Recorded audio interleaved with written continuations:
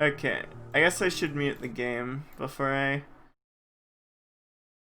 start because of frickin' DMCA, Monka DMCA. Kingdom Hearts 1.5 Final Mix HD? That's right.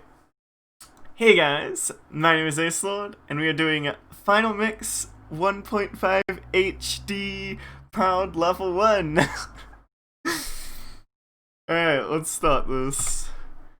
So, if you know anything about how level 1 has been implemented, it wasn't actually in the original Kingdom Hearts 1. It was added into the Final Mix version as an afterthought.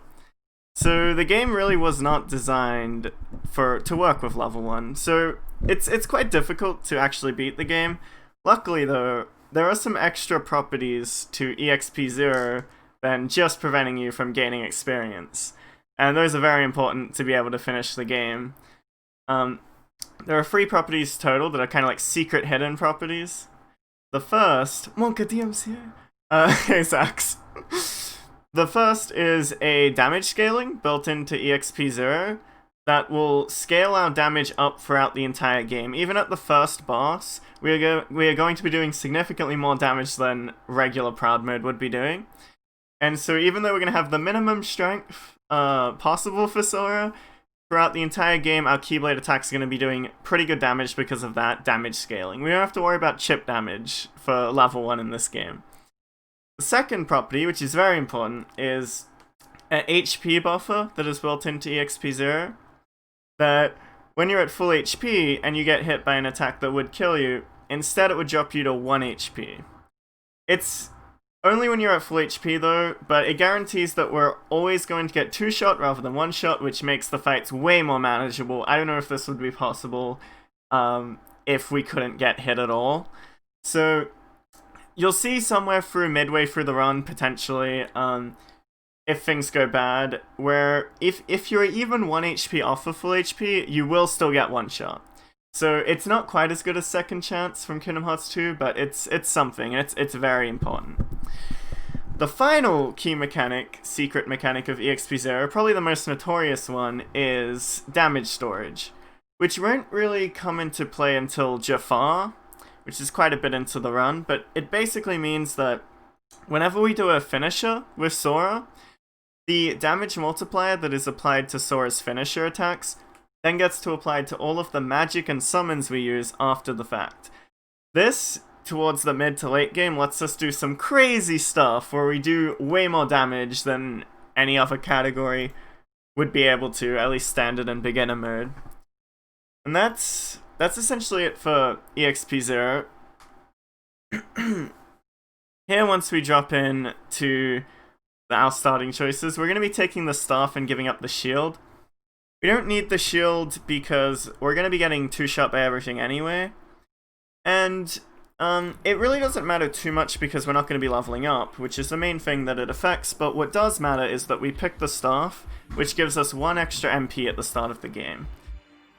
That is very important. On level 1, MP is our best friend because of how the scaling works in Kingdom Hearts 1. It's quite different than a lot of Kingdom Hearts games, where we don't actually have a magic stat. We have MP, and all of our magic is based off of how much MP we have, which allows us to kind of break the progression system a little bit, because a level 1 Sora with 7 MP on Proud Mode will have magic just as effective as a level 99 Sora with 7 MP on Beginner Mode. So, we're going to be investing a lot and going out of our way to invest a lot in our magic, because that's going to be our main tool for scaling into the late game, other than, of course, the built-in damage scaling. Our magic is going to be really, really strong, and you'll see that towards the end of the game. And even early on, just having 1 extra MP from that staff is quite significant. But hey everyone, how you doing? Welcome to the stream. I'm not cheating, Zax. Here we have to deal with some shadows. A lot of speedrunners will tell you, and I'm inclined to agree, shadows are the worst enemies in the Kingdom Hearts series. And case in point, bad RNG here. But we dealt with them. Ideally, they both jump in, and we can beat that fight with just 2 combos.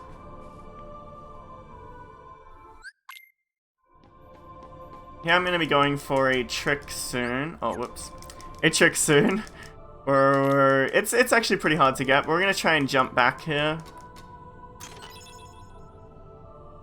Hey, I actually got it. So that saves like half a second probably.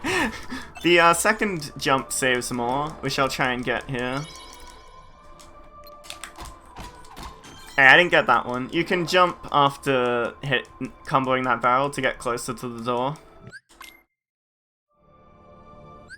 Here, it's pretty important that we, well, it's like imperative that we pick the night route here, because that's going to prevent us from leveling up on the first fight. And so it makes level 1 possible. We can't actually put EXP 0 on until this fight. Fun fact, you can actually get a blue menu during this fight, which would allow you to put on EXP 0 during this fight. But it's really slow, and it is the only way to have a level 1 Goofy during the run. We will have a level 2 Goofy because it's faster, but it still counts as a level 1 run regardless.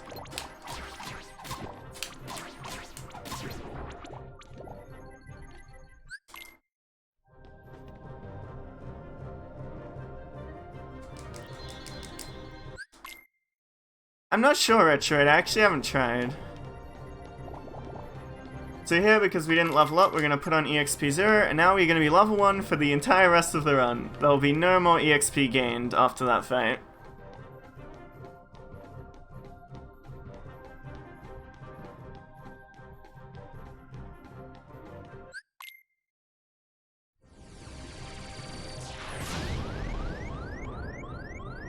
Alright, here we want to die really quickly.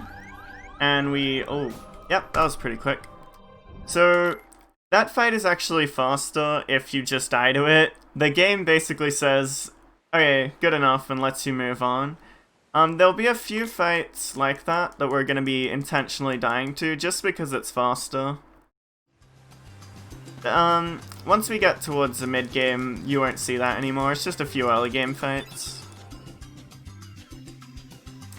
So right now, we're living on an island with our 2 buddies, Riku and Kairi, and a couple Final Fantasy characters, because, you know. And Kairi actually came here from another world. And Sora and Riku had the great idea, okay, let's collect some items. So we need to collect rope, cloth, 2 logs, and let's build a raft, and let's sail out into the ocean to find these other worlds. They're out there. We're gonna find them. Best idea ever had by any video game characters, so it'll go perfectly fine. We're gonna come over to this ladder. Swimming here is slightly faster than going around. And that's 1 log. Oh, we actually grabbed the other log already. I forgot. To sail out into the other worlds, Captain Luffy. Yeah, one day they will find the One Piece, I'm sure. It's out there. Maybe that's what Kingdom Hearts actually is. Who knows? In search of the Great Blue.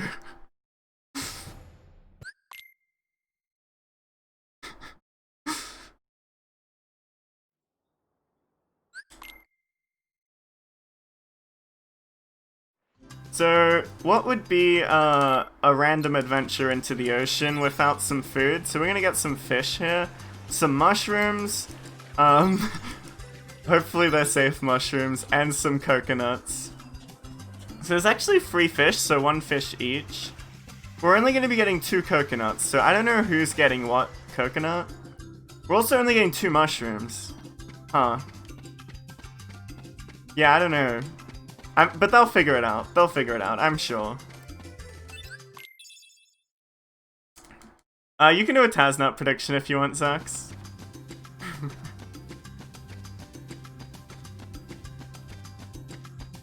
I'm gonna be doing 2 hits on this tree. It's probably too late now, Zax. I'm gonna be doing 2 hits on this tree to try and get an early coconut. Sometimes you get it. It's quite rare.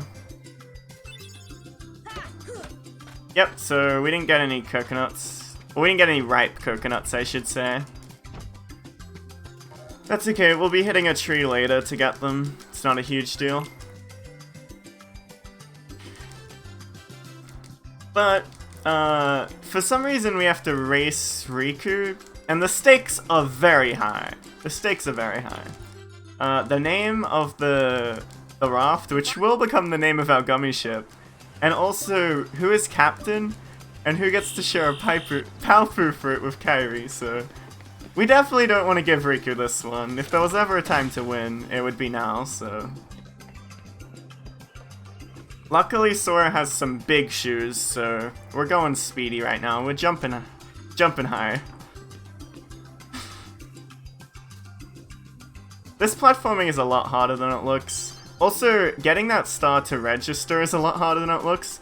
You kind of have to run to the right side of it to get it to actually register that you touched it.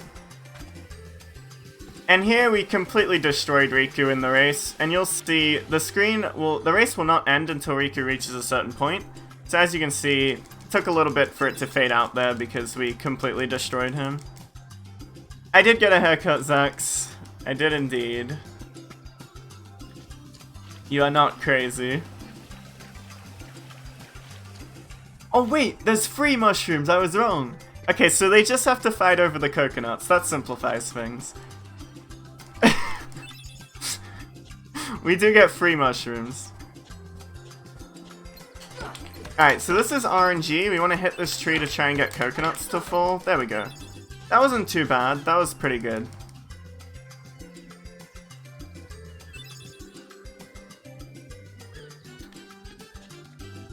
Now Kairi's giving us a bottle. We're gonna go collect some fresh water, which is right over here.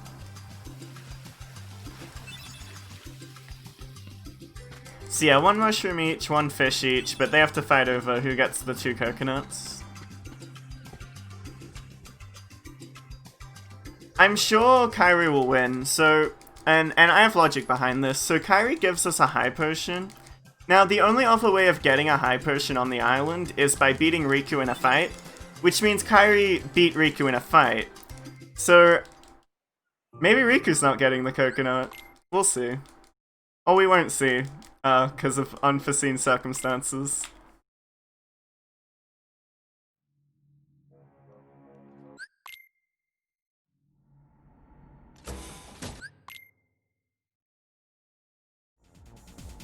So, Sora's mom is making him dinner, you know, and then suddenly darkness happens, and the island is getting darkness hard, so we need to try and stop the darkness. We have our wooden sword. It doesn't hurt any of the Heartless, so we're kind of useless right now, but our boy Riku is like, now is the time to go see the other worlds, let's go!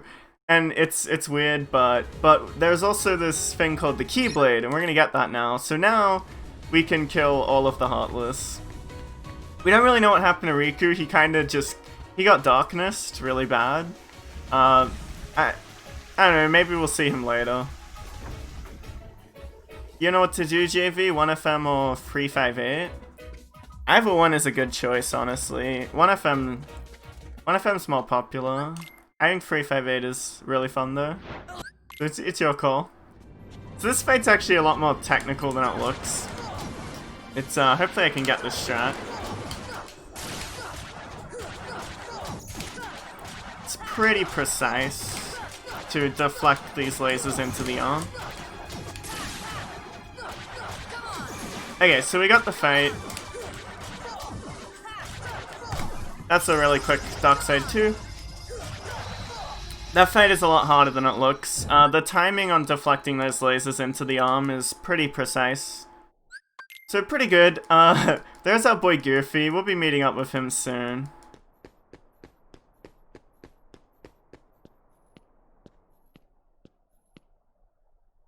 Recom?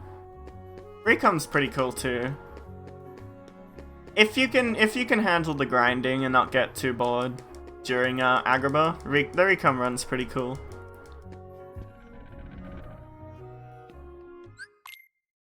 Alright, so in order to progress the story here, we have to kill 5 shadows. At least that's the quickest way. You can run around and watch a bunch of cutscenes of Donald and Goofy looking for Sora, but this is the faster way.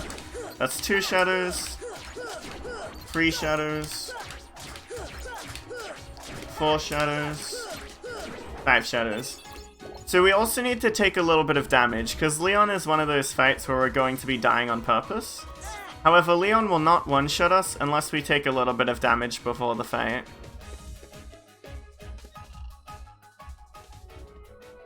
So by killing those 5 shadows, the game is like, oh okay, you've done enough exploring, time to progress the game. And once we leave the accessory shop here, we're gonna get challenged by our boy Squall. Hopefully he gives us a fireball. Okay, that's the best RNG.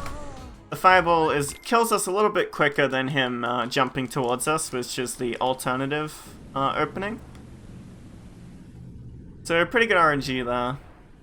We're actually ahead, which is cool.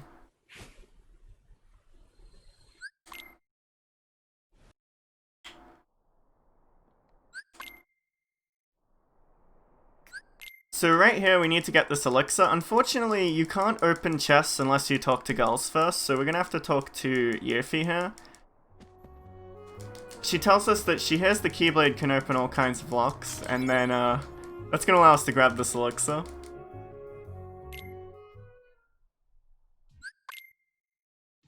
No, I'm certain, JV.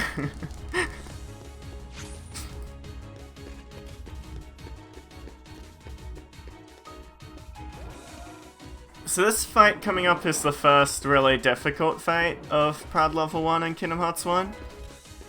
Hopefully, I don't die here. This is my first opportunity to die, really. At least a proper death that's not on purpose. Did somebody say velocity? I don't know, far, maybe. You guys should watch the event. I'll be doing a run there. It's in like 7 days? I think. Oh gosh. So this soldier fight can be deceptively scary too. I'm just gonna back up and throw a potion for safety. Donald will one-shot these soldiers with fireballs, so he did a really good job there. Now it's time for guard armor. I'm gonna do 2 combos to hopefully parry this first attack. Good. Now I'm gonna get some damage off on this foot. I wanna get as much damage as I can across all of the limbs. We're gonna stagger him here. Try and get some damage on the limbs here. And right here, we're gonna knock him down, and we're gonna focus on taking out the hands first while he's knocked down. It's pretty important that we take out the hands, they're the most scary. Now we're gonna deal with these feet.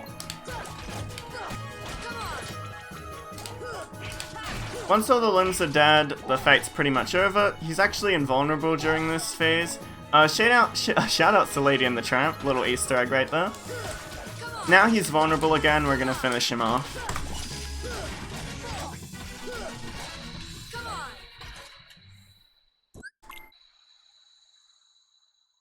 Good movie, by the way. So...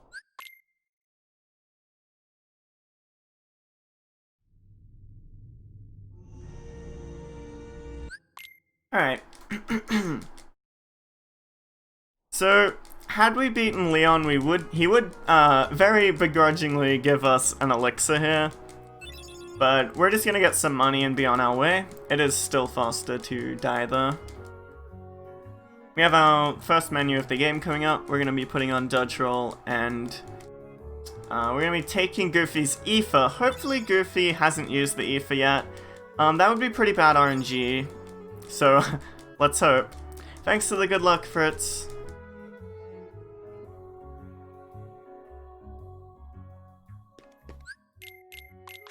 Alright, moment of truth, Goofy. Okay, so Goofy didn't use any items in that fight, which is actually really nice for us. We're also actually gonna customize Donald and Goofy to use their MP and HP items immediately. That's gonna come into play... Well, because they actually still have some items, that'll come into play a little bit in early game, but mainly that's gonna come into play way later on in the run, where we really need Donald and Goofy to use items. On level 1, we're not gonna get any additional item slots, So we only have 3 item slots, and 3 items are not enough for certain fights in this game. At least with the way we route the run. So we really need Donald and Goofy's help later on. That menu just makes it a little bit more reliable that they will help us.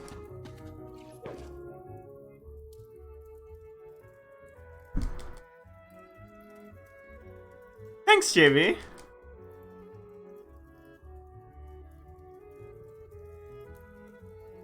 So, I guess I just failed to explain that really cool glitch. On English, we can actually come here early by glitching through that grate there. If you haven't interacted with any Trinities yet, and you walk up to that Trinity, after the cutscene, if you hold forward, you clip through that grate. And that allows us to get the Earthshine from Squall early. And unfortunately, we can't get Simba early. But this does overall save time, and you can only do this on the English version of the game. We're basically going to be doing half of the second Traverse Town visit right now. We're going to be going and visiting Merlin. There's a little trick here where we're going to try and hit the door with a fire on our way down. Fire! There we go. You need to hit that door with fire to unlock the door. Now we're going to jump across these. If I get good RNG, I will dodge roll across these last 2. Unfortunately, they separated, so I just have to jump. Loses half a second, but it's not a huge deal.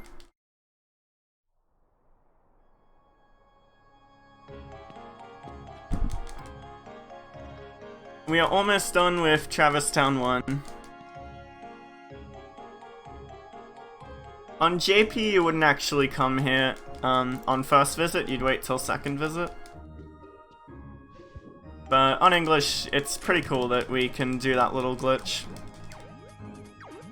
If we were able to get Simba early, that would be really nice, but we won't be getting Simba for a little bit still.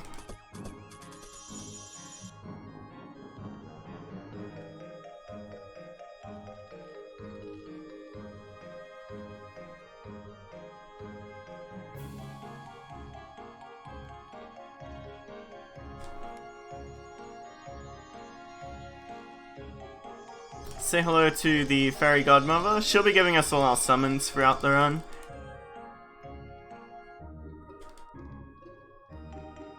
Alright, before we leave, we're gonna grab this Trinity because it gives us a Mega Ether. We want to get 3 Mega Ethers before a very difficult fight later on in the run called Final Rest. You can do it with 2 Mega Ethers. I prefer to get 3 for safety. So if you've played or watched Kingdom Hearts, you know all about gummy missions. Really kind of boring auto-scrollers we have to do. Luckily for us in Kingdom Hearts 1, there is a way to speed up these gummy missions, and that is with the Flying Tissue Box. We're going to edit our gummy ship, taking off all the armor, and just putting on a cockpit, gun, and engine. Because in Kingdom Hearts 1, the amount of armor you have actually weighs down your gummy ship. So by taking off all of our armor, and just building the little tissue box, we're going to move a lot faster. You might think, well, you have to do that whole menu, but even just this first gummy mission to Olympus Coliseum already saves the time back from that menu. That's how much faster we move as a tissue box. Don't worry, Sora has his tissue box driving license. Perfectly fine. We won't be crashing into deep jungle or anything like that later on. Perfectly safe. So, you might have noticed we're heading to Olympus Coliseum. The reason for that is not because we're going to be defeating the Coliseum, it's a little bit too slow to do that, but we do want to go there because we want to get the Thunder Magic. This is just the quickest way for us to get the Thunder Magic, and we're going to need one of each magic in the game to get a certain Keyblade later on. So it's important that we get the Thunder Magic here. It also kind of helps out because we have to do 2 worlds in early game here. We have to do Wonderland and Deep Jungle. And doing them both right now would be terrible. But with this routing that we're going to Colosseum first and then Deep Jungle is going to be terrible. It's going to be very difficult. With Thunder, it's actually a little bit easier. Thunder, we're going to be abusing Thunder a lot in that world, so another reason why we want to grab it. But from Deep Jungle, we actually get Cure, and the Cure magic makes Wonderland a lot easier. So this routing is just to make early game a lot nicer and set up for a Keyblade we want to get later on. So we're gonna push this before Phil even tells us to push it. He's gonna tell us to push it. We're gonna talk to him again. We're like, we already tried. It didn't work. And then he's gonna make us prove ourselves as a hero by beating up some barrels. Because that is a very formidable enemy. We want to take out these barrels really quickly. Hopefully... Okay, perfect. So something really weird happened there where my combo took out that barrel on the side. That very rarely happens, but it's I think it's a good thing.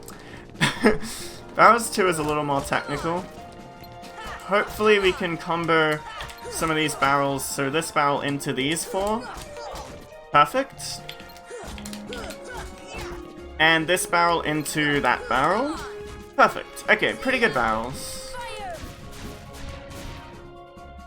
This might gold, honestly. You know. We'll see. It didn't? Oh well. It was probably really close. So, we just got the Thunder Magic from Phil. He basically said, yeah, you're not a hero. Take this magic and prove you're a hero. So we're gonna take that magic and we're gonna prove we're a hero. We're never gonna be going back to Olympus Coliseum, however. We'll be revisiting Phil in Kingdom Hearts 2. But for now, we need to save the world from darkness. There's really no benefit to going back to Olympus Coliseum after we get Thunder. Why not, champ? So we actually only have to beat a certain few worlds to progress the game. We don't ever do Atlantica or Olympus Coliseum unless you're running all worlds. We also don't do 100 Acre Wood unless you're doing all worlds. For any percent, it's just faster to skip those worlds.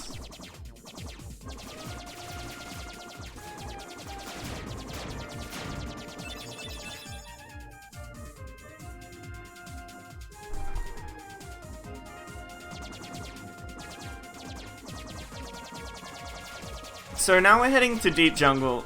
You might have heard me a little bit earlier mention how Deep Jungle sucks. And it kinda sucks. It's the first really scary world of the run. And we don't have Cure, so we don't have a way of healing ourselves outside of potions. So that's the first scary part. We're gonna be fighting mob fights with a bunch of enemies that can hit us from off screen, and it requires a lot of reactionary play, not really really solid strategies, so that's really scary, but with good execution, I've done this world a lot, we should be okay. But it is the first really challenging part of the run, and the first part of the run where we might die if we're not careful. Really? I lost time though? I'm surprised by that.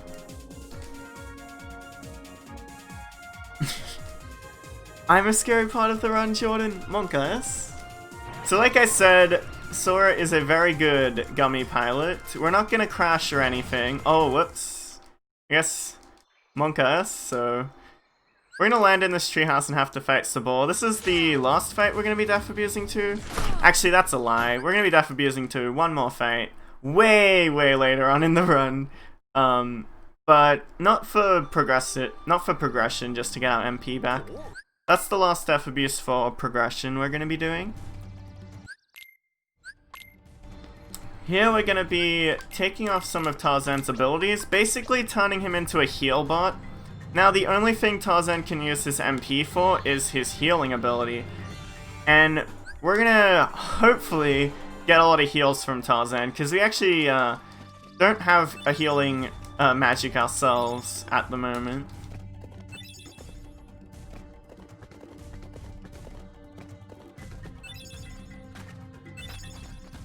This is slide collection. We have to grab all these slides. I'm gonna try a trick here where I grab that slide and knock myself back down with a Keyblade swing. Saves a little bit of time. It's some nice movement tech. We're gonna be giving all of these slides to our girl Jane here. And she's gonna teach us about the gorillas. Or rather, teach Tarzan about the humans. But also tell us about the gorillas. And we must save the gorillas. And we'll be doing that. We're doing that soon. Ish.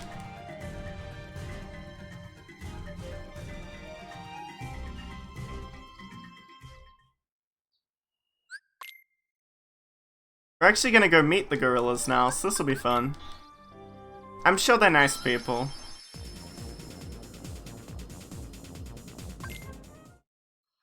On our way to meeting the gorillas, we're gonna grab this Mega Ether. Like I said, we need 3 Mega Ethers before Final Rest. That's the second one.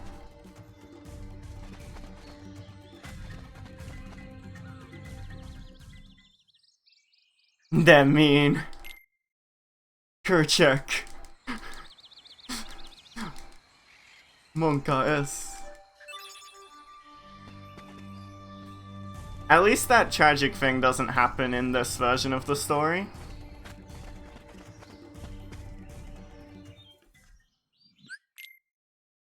So, we're meeting up with the gorillas. We're being like, hey guys. I didn't say what it was.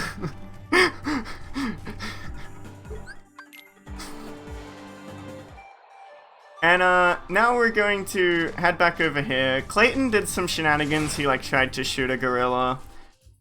She's gonna be like, how could you do such a thing? And now we have to fight Pow Wilds. We have to help the gorillas. Now, this fight's kinda weird, but luckily we have the Thunder Magic. Unfortunately, we got a little bit unlucky. Thunder is very good in these fights. We can take out these Pow Wilds pretty quick if they group together. And thanks to that Ether that we took from Goofy earlier, we're just going to be trying to utilize Thunder to take out these Pow Wilds as quickly as possible. Here I'm going to be switching Goofy for Tarzan. We made Tarzan a heal bot. These fights are kind of scary, so we want Tarzan to heal us when he can. Hopefully Donald assists with the Thunder here. That would be ideal. Okay, looks like... Okay, he did. That's good. We can only really use 2 Thunders in this fight, which isn't enough to take out all 6 Pow Wilds, so we do have to improv here with some physical attacks to finish them off. That was a pretty good Pow Wilds fight.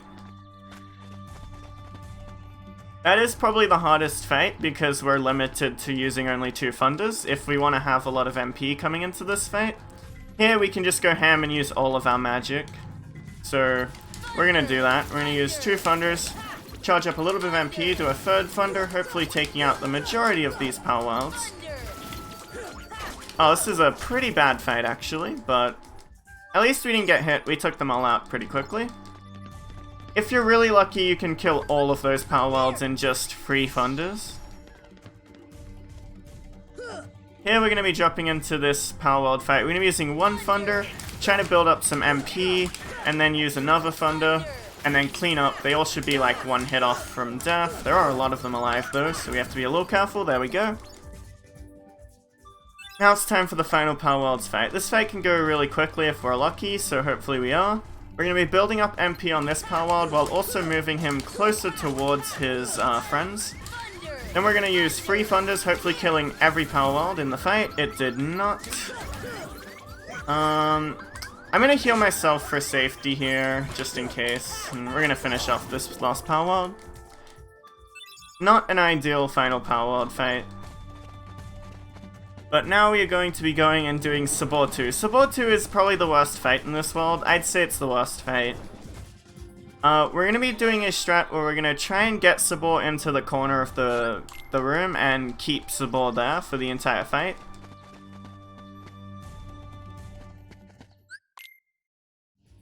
We're going to open with Thunders, hopefully baiting Sabor towards this back wall, like this. Oh gosh. Okay, we're just going to wait. Hopefully Sabor comes over here. We're going to do that to stun Sabor, and then combo Sabor into this corner. We're going to mash triangle to call our party members over to do some damage here. 1 more combo after this one. And we're gonna hopefully finish Sabor off with Thunders here. There we go. That was a really clean Sabor fight. That fight can be much messier than that.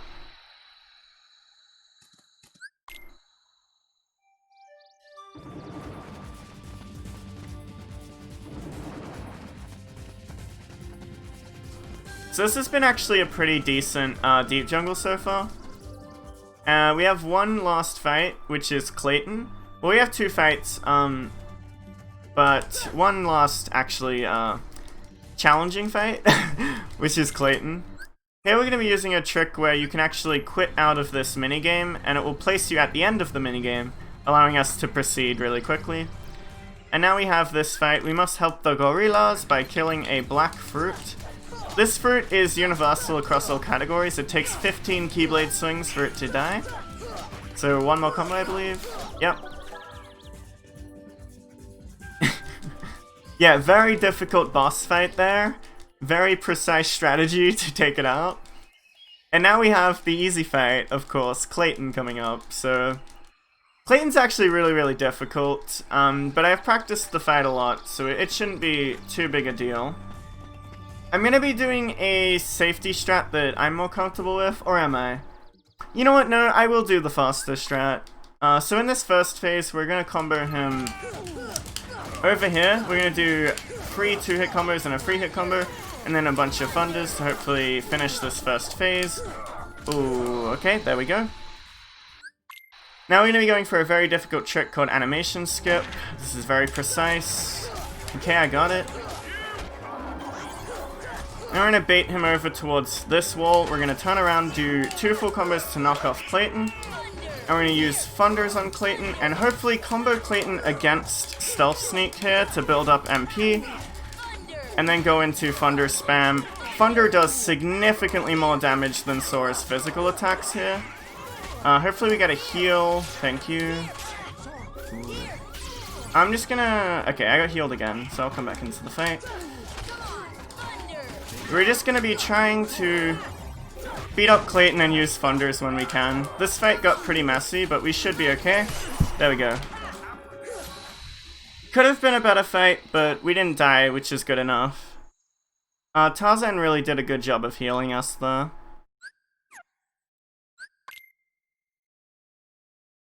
And that was overall a pretty good deep jungle. We didn't die, which is good. It's very easy to die there on level 1.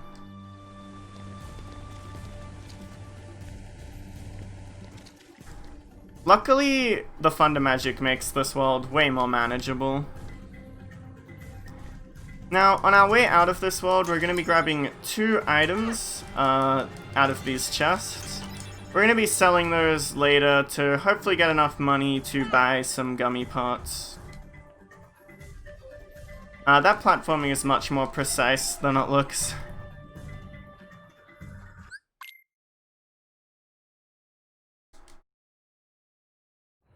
Yeah, JV, this is a pseudo practice for velocity.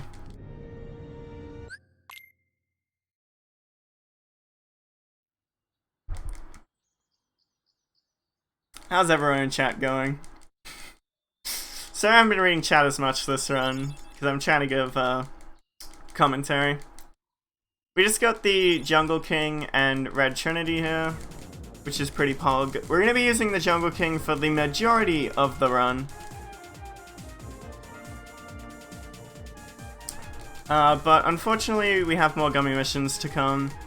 Gummy missions in a marathon setting would be a great time for reading donations, because there's really not a whole lot going on. However, we can try and make them a little more entertaining. It's very easy to die during gummy missions in level 1. So just for some fun, to keep the blood pumping, I'm going to do some Daredevil strats here. I'm going to be trying to weave myself through these loops here without getting hit. Just to make it a little more exciting. Okay, we got through it.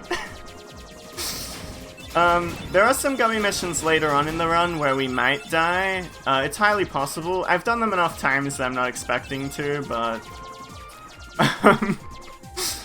it's highly possible that we die in some of the later gummy missions. They're a little more scary.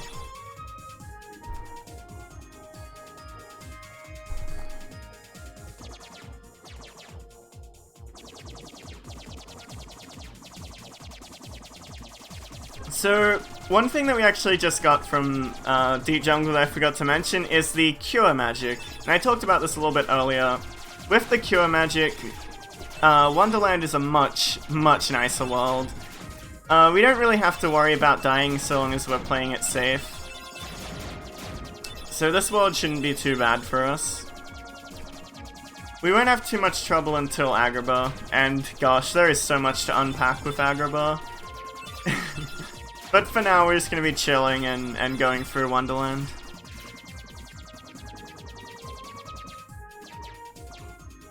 At least the Gummy Mission music is pretty nice.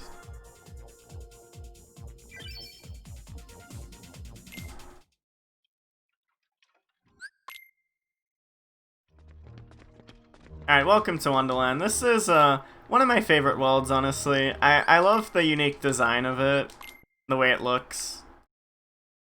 Some of the mechanics too. So we're big, we have to push in that bed while we're big, then drink the potion to go small again so we can go through the door. That's actually the only use of that mechanic during this run, but there are some more mechanics with the getting big and small if you were playing casually that are really cool about this world.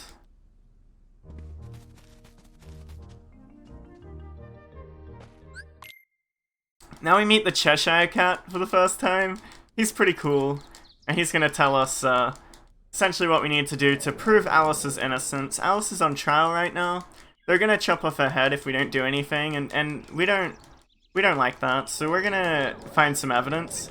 Now, we could be super diligent and find a lot of evidence.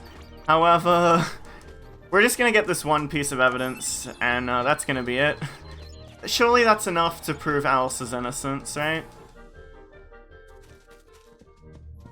We're gonna hand in our evidence here, and then the Queen of Hearts is gonna present her own evidence. And only one evidence is going to count on this trial, because it's, you know, Wonderland, you know what they're like. I'm gonna try and pause buffer to see which one hits the ground first. I didn't quite catch it, I think it might be the middle one. So that's gonna be my guess. We want to pick the one that is our piece of evidence, and that is the one that hits the ground first. Okay, we got it. Because that's going to let us have Donald and Goofy with us for the fight. It also skips a little animation of them getting locked in cages. Alright, time for Trickmaster. We have to do slow combos to try and take out these cranks on the tower. And hopefully this combo takes out some of those guards. It did, so this fight has gone pretty well so far. Since we got hit, we're just going to use that cure magic we had to heal ourselves back up. I'm going to do it again. Oh my god. We had to do a bunch of healing here, but we got through the fight. Didn't I say Crank Tower? Did I say Trickmaster? Well, I mean Crank Tower. Now we're going to go fight Trickmaster. My bad.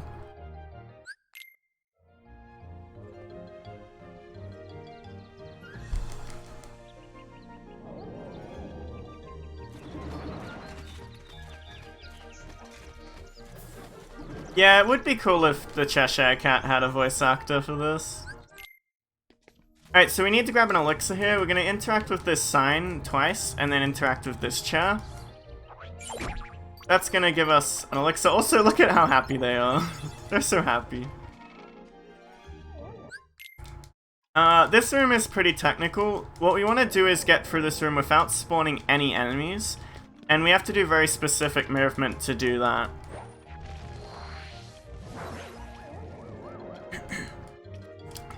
Once you spawn enemies in this room, we would have to fight them because in Kingdom Hearts 1 you can't actually interact with an object unless there are no enemies around. So, in order to interact with these candles and the door that we're going to have to interact with here, we need there to be no enemies around.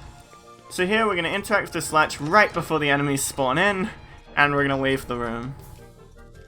Now it's time for Trickmaster. This fight is pretty interesting. Luckily we have the Thunder Magic. This fight would be way worse had we not had the Thunder Magic.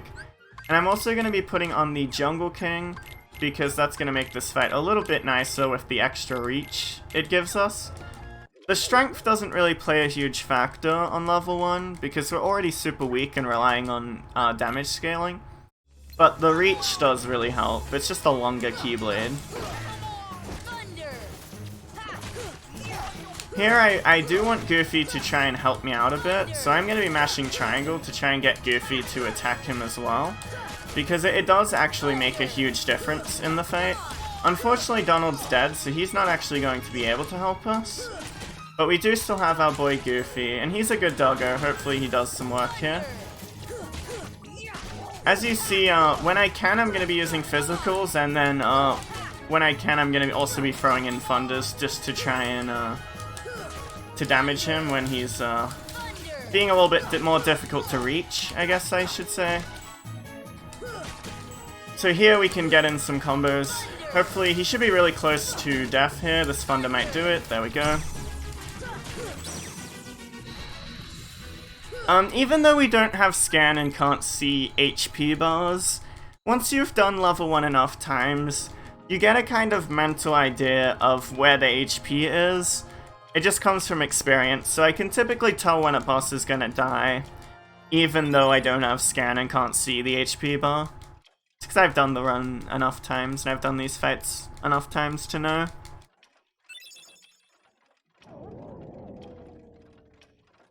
Pretty okay Wonderland. We're gonna be heading to Travis Town now.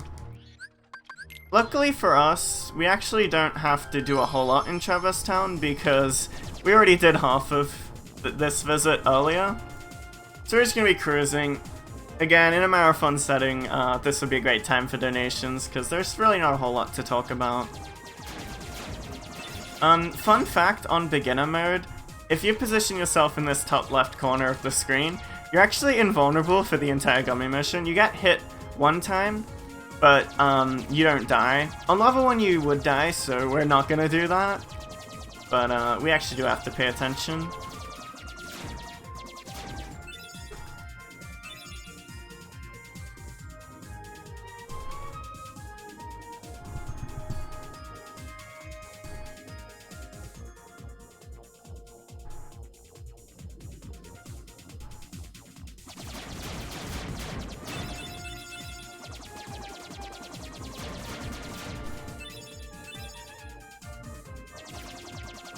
So, the next world we're going to be going to after Travis Town is actually a really scary world, and that's Agrabah.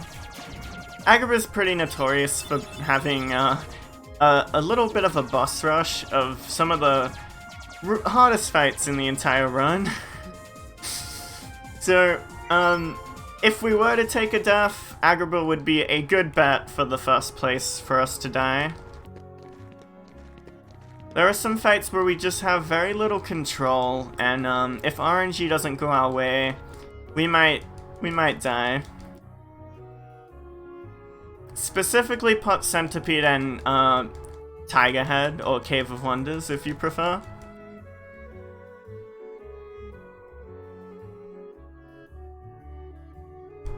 Here we're talking to Sid. He's going to install the Warp G for us, which is very important. It's going to allow us to skip having to do gummy missions we've already done, which is great. And we're also going to be doing some shopping here. We need to sell those items I picked up in Deep Jungle. Hopefully getting 1,250 money, which is how much we need for the gummy pieces we're going to be buying soon. So hopefully we can get it. Okay, barely. We're 1 money over the threshold, so we just have enough money. And that's good. We're going to be able to buy all the gummy pieces we need.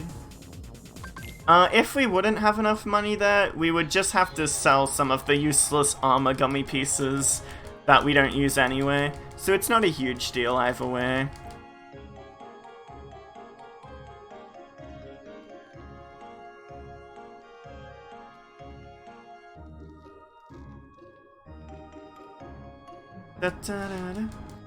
Now we're getting our boy Simba from the Fairy Godmother. Simba is very, very useful. We'll be seeing him a lot.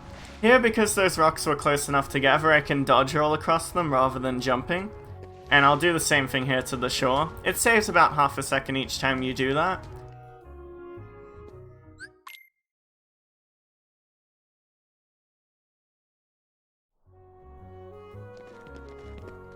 Here we're gonna unlock this door for later, so we can just go back to the first district really quick.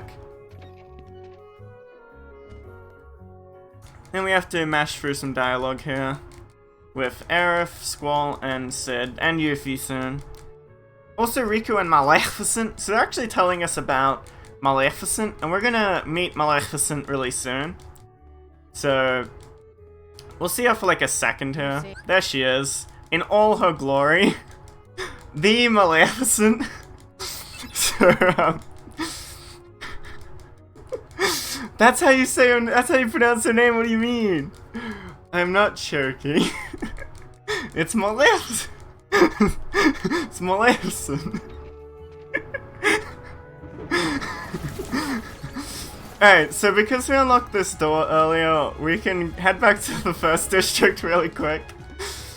And we're gonna head to Sid and buy some gummy pieces that we need.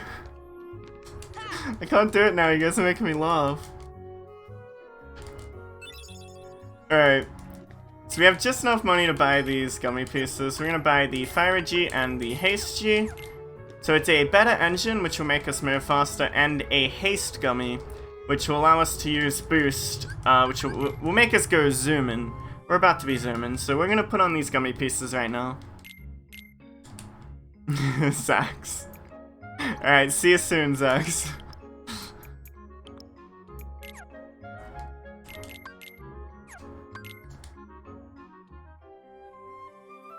So, even though the portal looks closer to Traverse Town, it's actually faster to warp to Wonderland and fly from Wonderland to the portal. Pink Gang! Let's go, Zax! Shoutouts to Pink Gang.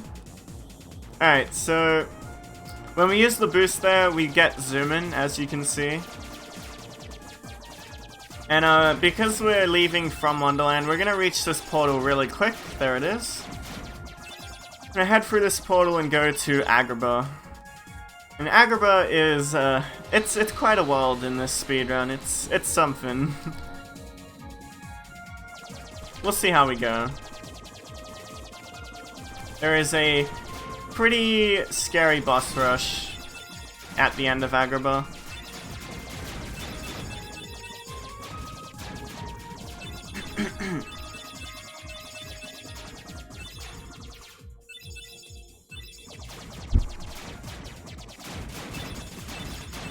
Alright. Almost there. We have like a super deluxe tissue box now.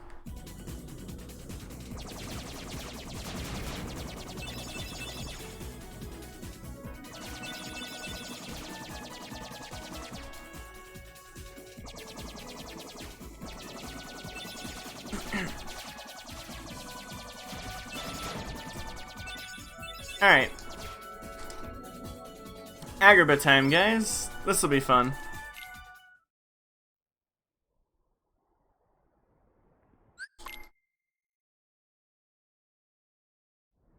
Our first objective here is to save Aladdin. First we need to find out about Aladdin, so we're gonna go talk to Jasmine. And we're gonna mash through this dialogue, and I'll let this cutscene play for a second.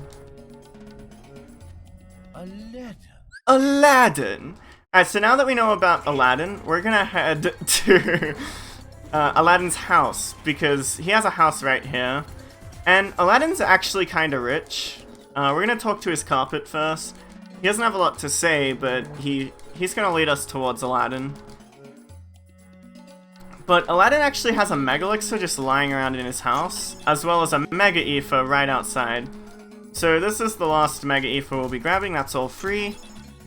And we'll be using them way later in the run for final rest.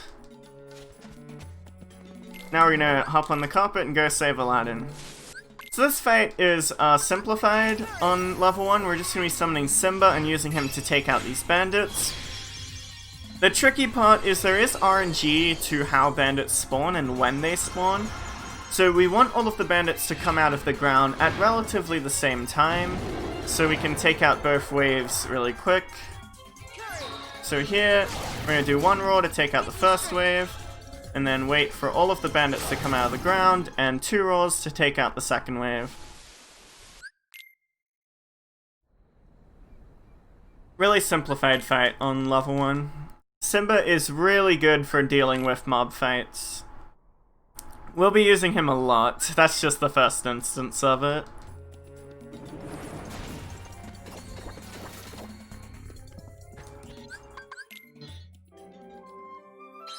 Now we're going to be heading back to Aladdin's house, because we just saved Aladdin, and we're going to talk to him. He's going to tell us some stuff, like Jafar, he's bad, he's doing bad things, and we're going to go take on Jafar. We're going to use Aladdin, we're going to bring him with us, because he's very useful. We're also going to rob more of his items. We already took his Mega Elixir and Mega Etho, now we're going to take everything he has on hand as well. Because we need it more than he does right now. We are speedrunning a very difficult category, so we got good RNG here, and this is the fight we want to do. If we get lucky enough, that's good. So we got pretty lucky here. We're gonna take out these bandits, and then, oh my god, then hopefully they don't go over there. Alright, I can't go down there because I will spawn more enemies, so it's really up to Donald and Goofy to take care of them while they're down there. Hopefully they can... Yeah, I need to be very careful. Okay, that's fine. Now with all the enemies dead, we can actually interact with this lock over here, which will open the gate leading to Pot Centipede.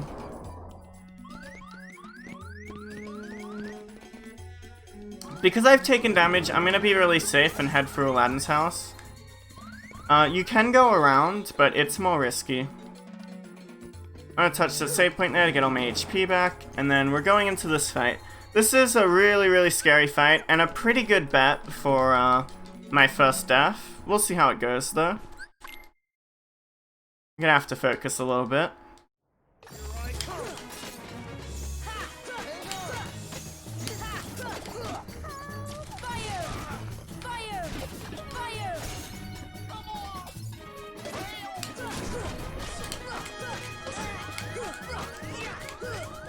Okay, 90% of the damage you do in this fight will be while he's transitioning between rooms like that.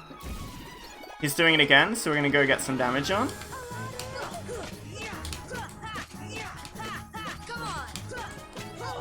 Okay, that's really good that he's turning around and he's gonna keep moving between the rooms. That lets us get a lot of damage in. Hopefully he turns right and keeps going. He's doing it, very good. So this is a really good RNG fight here. We're gonna save quite a bit of time here. Or at least we're gonna get a really quick fight. That is really the perfect fight. That is the best RNG you can hope for. That fight looked really easy, didn't it? It's really not as easy as it just looked. I got really lucky. Time for Cave of Wonders. I'm gonna heal before heading in, just for safety.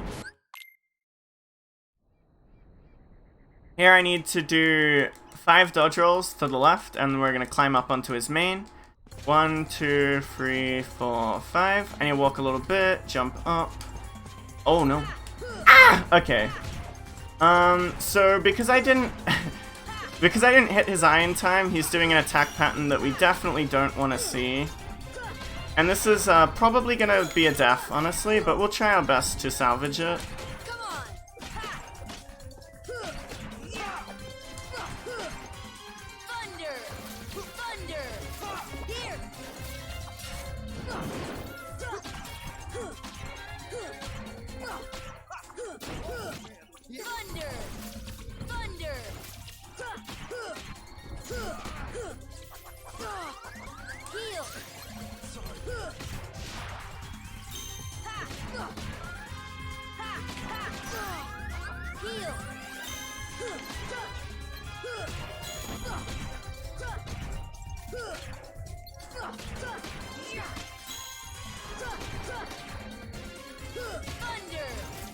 Please die. Ooh, this is bad. Please die? Okay. I knew he was close. So we got through that without dying, despite me messing up. Thanks, Jordan.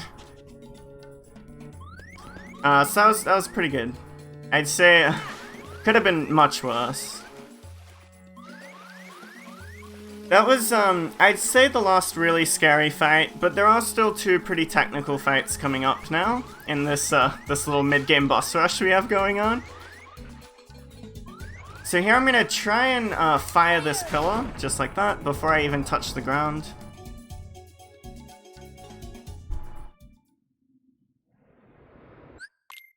Now we're gonna go fight Jafar. Jafar's a pretty technical fight. I'm gonna use one of my potions here, just in case I somehow get hit on my way to Treasure Room. Wanna be safe.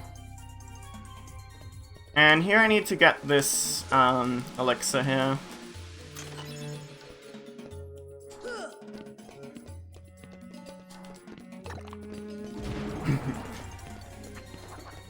Alright. So here, we got the Ray of Light from Pot Centipede, and now we're gonna put it on. It's gonna give us 1 extra MP, which is actually a significant amount. And now we're putting on the Blizzard Magic, because you're gonna see us transition away from Thunder towards Blizzard from now on in the run. Because we have, we're gonna be having, I'll explain that in a minute. I need to focus. This is a very precise strat. We do a setup there to get him to use this shield, and then a very precise hit to stagger him here. We're gonna hopefully get in a lot of damage here. I'm mashing triangle to get Aladdin to also contribute as much damage as he can. Aladdin did quite a bit of damage, and we did pretty good damage ourselves, so this is looking good. Hopefully we can time this hit. Ooh, that was close. I almost missed it. Now we're gonna spam fire with damage storage. This is our first use of damage storage because I did a finisher. All of these fires have the finisher damage multiplier applied to them. And that is Jafar 2 cycle. It's about as difficult as Jafar 1 cycle on beginner. And we got that pretty perfect.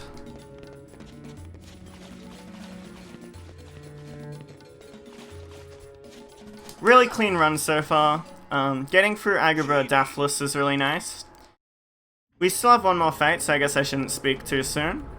We have quite a bit of MP here. We're going to open this fight against Junior Jafar by doing Blizzards.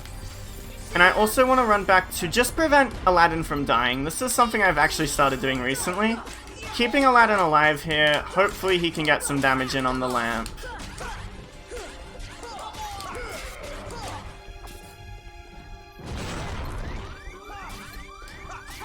Unfortunately we got hit by that boulder, but Aladdin is getting some decent damage in. I'm gonna heal myself. I don't know how Aladdin's alive, that's surprising. Alright, when we can't reach the lamp, we're just gonna throw blizzards at Jafar. So what should happen soon, yeah, so now Iago's heading to the back of the room, and he's gonna put the lamp down for us. I'm gonna, ooh, okay, I messed up there, that's okay. Hopefully Genie Jafar comes over here soon. I guess I'll bring Goofy back. I'm gonna teleport Goofy over here. Iago's gonna put the lamp down, hopefully Goofy and Aladdin will get some good damage in. And we're gonna finish this fight, unless he dies here. Nope. Okay, we're gonna finish this fight with blizzards on Genie Jafar. There we go. Not a perfect fight, but really good. This is a really good Agrabah. Getting through Agrabah without dying is really nice. It's a much scarier world than it probably looked. Thanks, Retroid. So this is actually pretty precise. I have to try and turn into that. I missed it. So our objective here is to die to get out of this carpet escape quicker. I missed the fastest death, but I'll still get a pretty quick death right here. Oh, will I? On this one right here? No, this one. No, I missed it. Okay, we're gonna die really slowly, guys. But that's fine. By dying in that carpet escape, you exit the minigame much quicker than if you just finish the minigame. Because the game is basically like, Alright, we're not gonna make you do Genie Jafar again, so we'll just let you proceed, basically. Because there was no opportunity to save between Genie Jafar and Carpet Escape.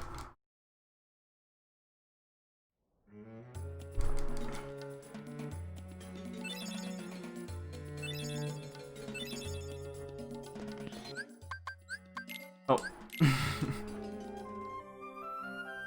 So now we're on our way. Aladdin just gave us Genie. And Genie's actually really nice. Genie is the type of summon that you would ordinarily not use.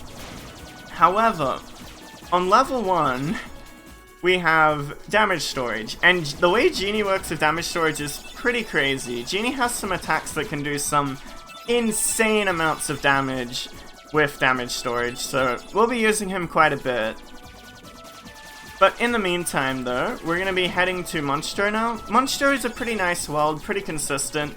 Not really any chances of us dying here, which is good. It's a nice break after Agrabah before Halloween Town, because immediately following Monstro here is one of the scariest worlds in the game.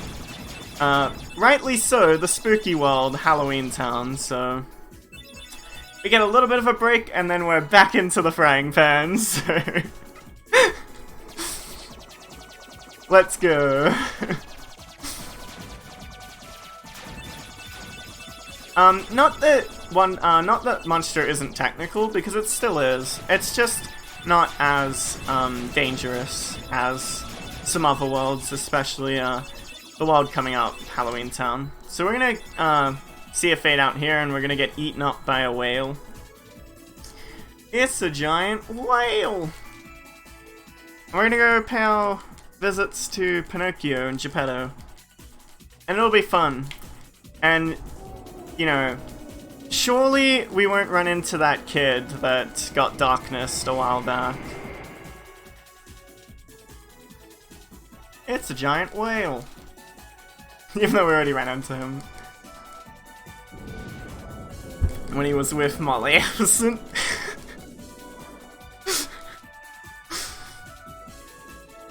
So, there is a pretty interesting trick here, one of the few skips we have in the run, and it's called Chamber Free Skip, and it's pretty precise. I'll be going for it. Can't really guarantee that I'll get it, but I'll do my best.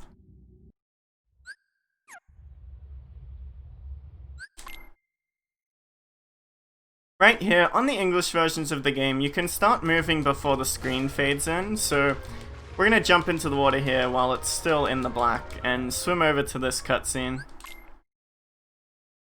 Hopefully I can dodge roll onto the plank here. Nope, missed it, that's okay. That's how you pronounce it, Jordan, I don't know what you mean.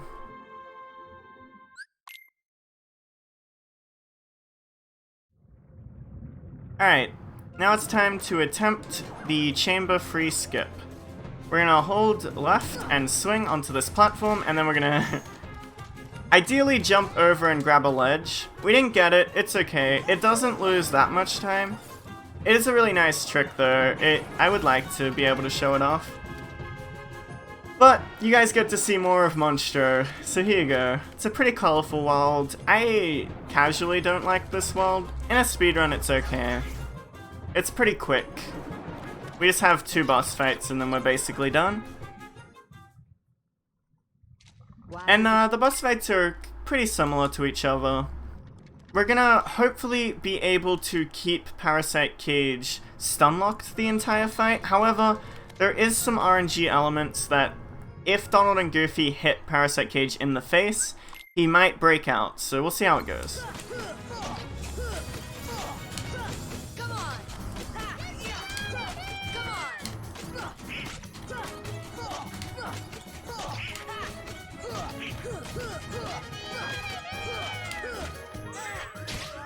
Unfortunate that he did break out. Okay, I might be able to finish him with Fire Spam here, I'm just gonna give it a go. Close, he's almost dead. good enough fight.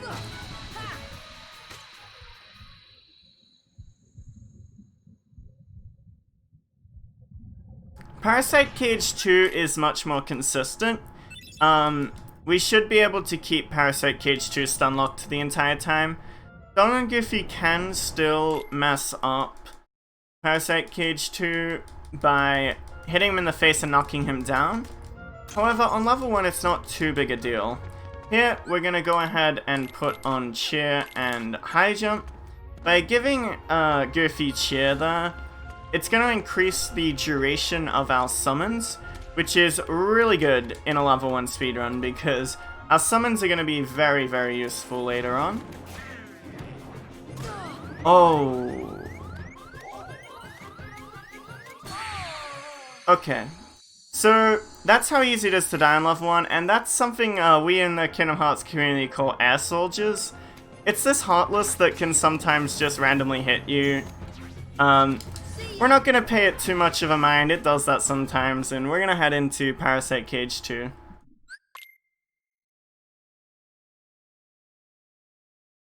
What I'm gonna do is lock on and mash triangle, hopefully killing Donald. There we go, Donald's dead, that's perfect.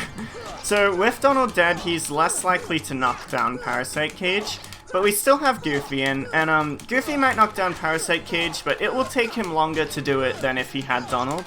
So we're gonna be building up a lot of MP and damage before going into this fire spam, if he knocks down. If he doesn't get knocked down by Goofy, we are gonna be able to stun lock him permanently like this. He's probably gonna knock down soon. Goofy is trying his best. Or we'll just stun lock him the entire time. Either way, it's not too bad. Yeah, it looks like we're just gonna be able to stun lock him the entire time. Okay, pretty good. That's fine, honestly. It might even be better to just stun lock him the entire time. If he were to be knocked down, we would back up and do some fire spam. But that's a perfectly fine fight as well. And that's Monstro. We're gonna be heading into... I said I wouldn't die in Monstro, didn't I? Well, I wasn't accounting for air soldiers. I forgot they actually exist in that world, so... We'll be heading to Halloween Town, a world where we probably will die, but maybe not, we'll see. We'll try our best. Halloween Town, living up to its name, it's very spooky and very scary. There are a lot of fights that are very, very, very dangerous, and to top it all off, Halloween Town is the first instance in the run where we're going to be dealing with a bit of an issue, where our cure is no longer good enough to fully heal Sora from 1 HP. Which means we either have to heal ourselves twice to get back up to full HP, or we have to use potions. Or our party members have to use potions.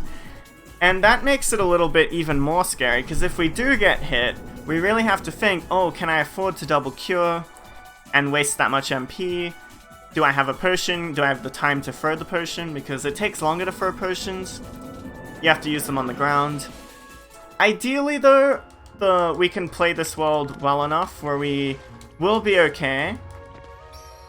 But it is the first, like, really testing part of the run for any level 1 runner. After Agrabah, anyway. Agrabah is quite testing as well. Tests you quite a lot.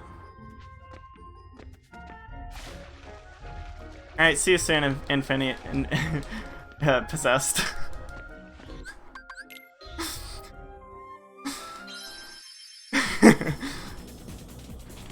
Alright, so weird thing here, at the bottom of the screen here, we are actually invulnerable. This looks scary, and all of these attacks that they're shooting at us and when they lunge towards us would kill us if they hit, but for some reason, we're just invulnerable at the bottom of the screen here. And we're gonna be heading to Halloween Town. Let's do this. Yeah, this world is a pretty big test to any level 1 runner. A lot of decision making involved in this world that doesn't exist in most of the game up to this point.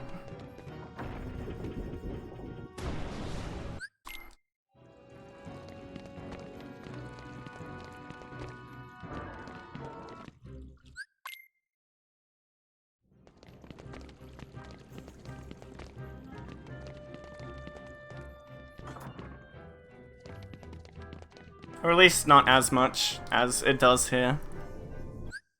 So we're going to be visiting Dr. Finkelstein. He's working on building a heart, which is actually kind of a theme that is constant, or at least reoccurring in the Kingdom Hearts series. Shoutouts to good old San Francisco and Cage-Free, but we're going to be taking Jack's ethers here. This is our new party member, Jack. We actually will be using him on level 1, so we will be putting some potions on him for later. And we're going to take out 3 ethers on Sora. Spoilers!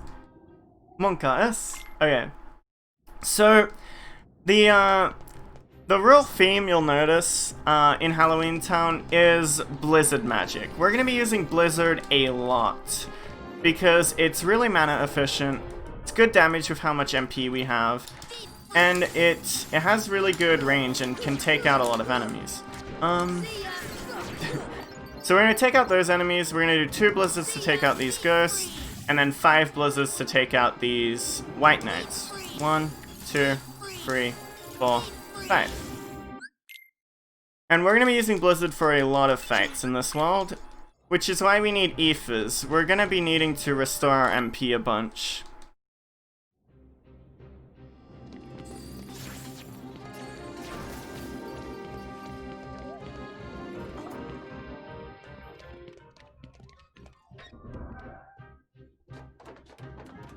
Sup, Dr. Finkelstein? We'll actually have to do quite a bit of back and forth here. We're going to be visiting Dr. Finkelstein quite a bit.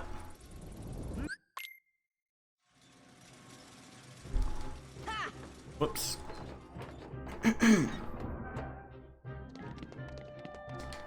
So, there is a little bit of RNG here. We're going to hope for something called Graveyard Skip, which means we want White Knights to spawn. Hey, perfect. So we got White Knight spawn, so we're gonna beat up that White Knight, and then we're gonna do Blizzards to take out these 2.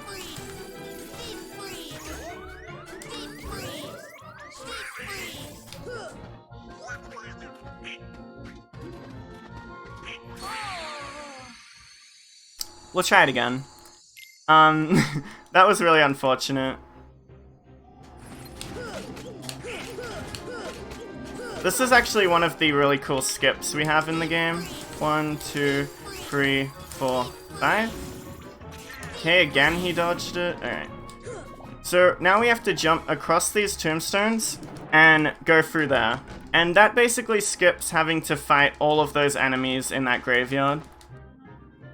Once again, that's how easy it is to die on level 1. That's 4, 4, 6. Or 4, 4, 5, sorry. We have to memorize where these ghosts come out for this minigame. And then we're going to grab this item and head back to Dr. Finkelstein.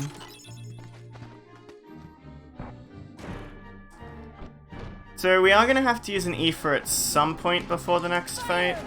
But I'm going to use a bit more of our MP before we do that, because we have to use fire to power up that elevator.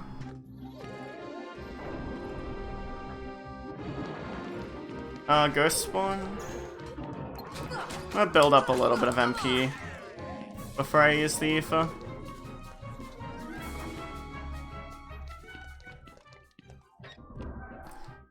This is our last visit to Dr. Finkelstein before heading into some very, very scary fights.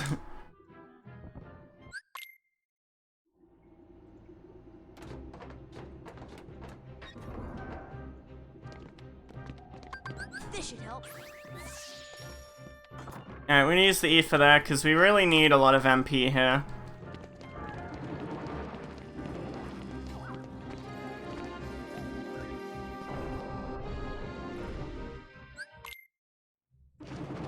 Alright, we're gonna use fire to power up this elevator, and once again, we're gonna be spamming Blizzard if we get the right spawn. We did. Yeah, that should have killed everything, correct? Good. Wasn't quite sure, but it did. We're gonna use a cottage there just to get all our MP back, and we're gonna go fight Lock, Shock, and Barrel. This is the really, really, really scary fight. If we get unlucky, we're gonna have a really messy fight. If we get really lucky, the fight will look really clean, and it'll look like a very easy fight. Hopefully we get that, but even if the fight gets messy, hopefully we can get through it without dying. It's unfortunate that we go into the fight with no potions, so I guess I probably should put potions on just for safety, but I didn't do that here, so if we get a bad fight, we might die. Here we're gonna build up some MP on these ghosts because we need as much MP as we can get heading into this fight. And we're gonna hopefully be able to blizzard spam them to death. If we're lucky.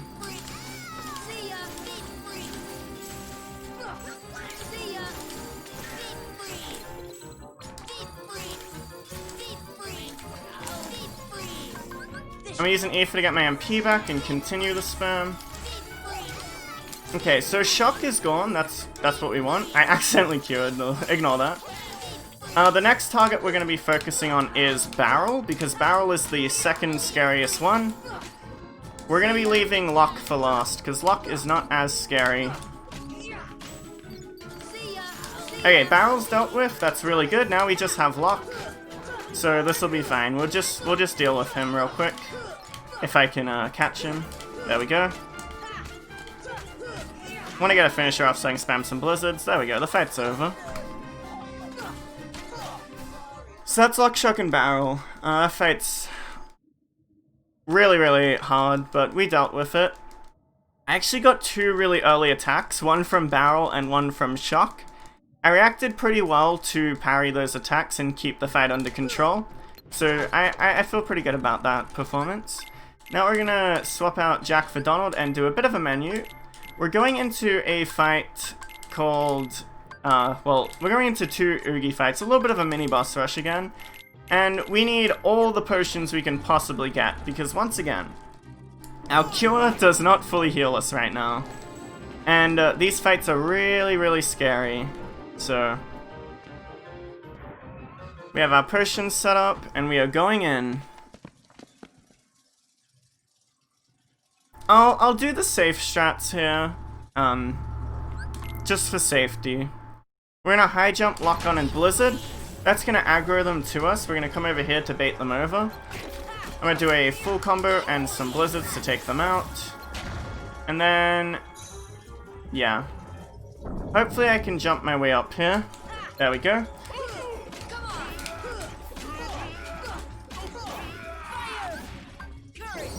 So because I did a finisher there, we now have damage storage. And we're going to summon Genie and use Genie to take out Oogie here.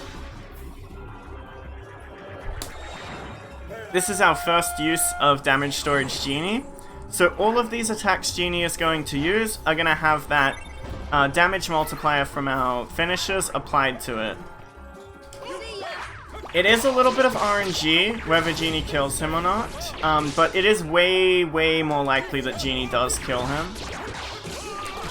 There we go.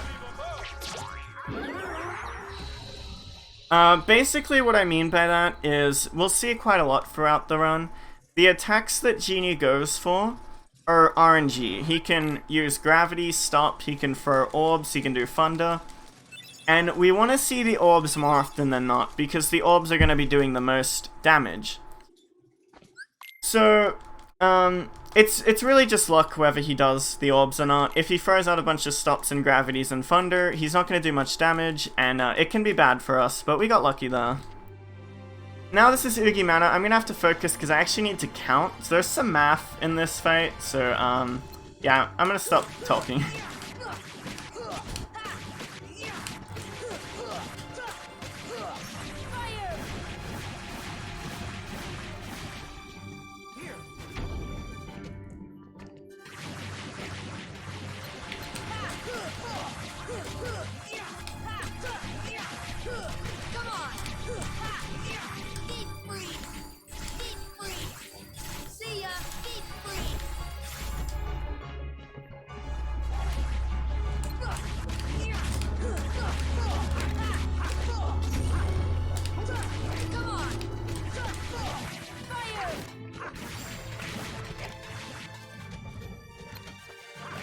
I'm gonna leave it. They did a lot of damage. I'm not risking it.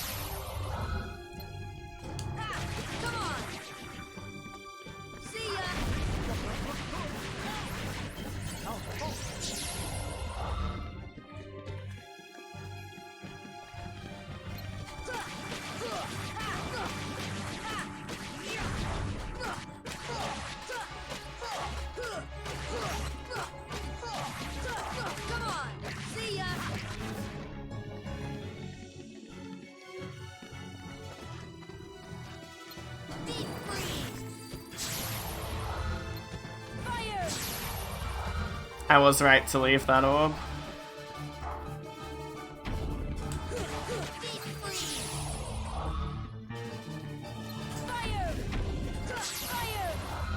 So, how that works, and why I did that fight in that very specific way, is because once you kill 3 of those orbs, the mana gets much more aggressive. It starts spawning enemies, and it gets really scary. So what we do is, rather than killing the orbs, we just damage the orbs enough on the way up that on the way down, we can take them all out really quickly and not have to worry about all of the scary things that can happen after you've killed 3 orbs. So it's a pretty cool strat, and we actually golded Oogie Mana there, which is really nice. That was a really, really clean Oogie Mana. And I even did the safety strat, so that was really clean. Alright, so it's time for the most notorious part of the run. Also, actually, I'd like to point out that that Halloween Town was really nice. We actually got through both Halloween Town and Agrabah without dying, which is actually really impressive. I'm super happy about that. But, anyway,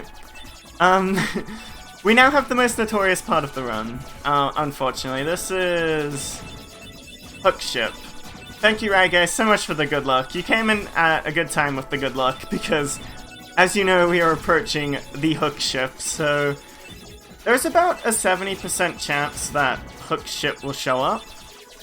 And we need it to show up, because we need to go to Neverland, we need to beat the world.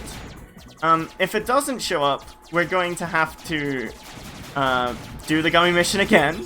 We're going to be flying all the way through to Atlantica, turning around and coming back to hopefully run into the Hook Ship the second time. But it's about a 70% chance it shows up the first time. And if it doesn't, you lose about 40 seconds, so hopefully it shows up here. And right here is where it's going to show up. If these rings fade out, then it showed up, so we got the Hook Ship. More often than not, you would get it. I very, very rarely miss it. There are some unfortunate people that are really unlucky and miss it a lot. I can do that because that text scrolls automatically.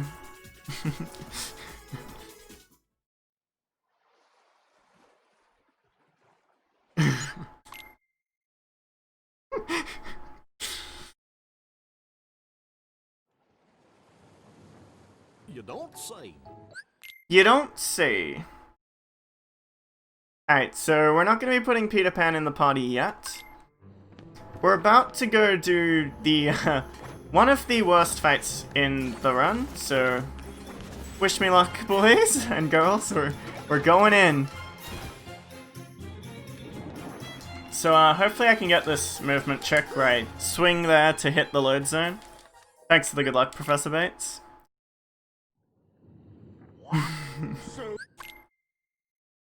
Now it's time for Anti-Sora. So Anti-Sora is a very, very difficult fight. It's a very execution-heavy fight. There's a lot of RNG in the opening. If we're lucky, we get the good opening and we execute the fight correctly, and it's all good. Otherwise, the fight will get really messy, and we'll see what happens though. And we're in the same situation as before, where we can't full heal ourselves. We're gonna steal... oh no, don't discard. We're gonna steal Peter Pan's items here, and give 2 of the ethers to Sora, because we are going to need them. We also need to customize Stop, Gravity, Cure, and we are ready. Let's see if we can do this.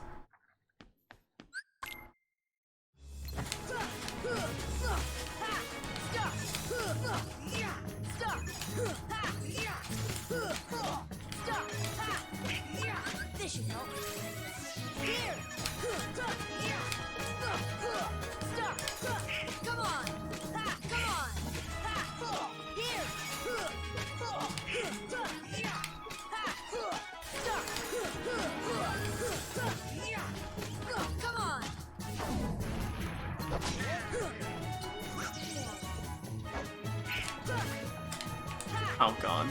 Okay, I messed up.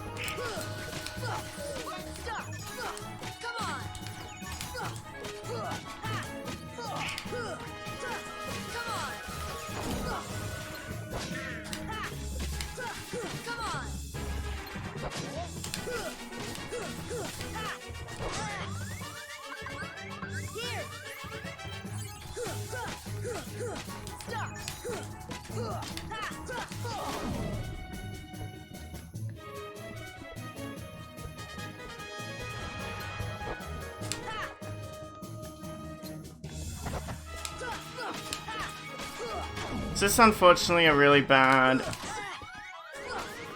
Anti-Sora.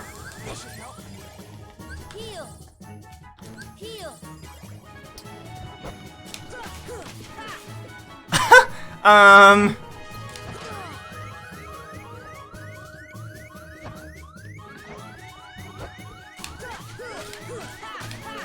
not gonna do any finishes just cause. I'm just gonna do this. Oh my god, am I dead?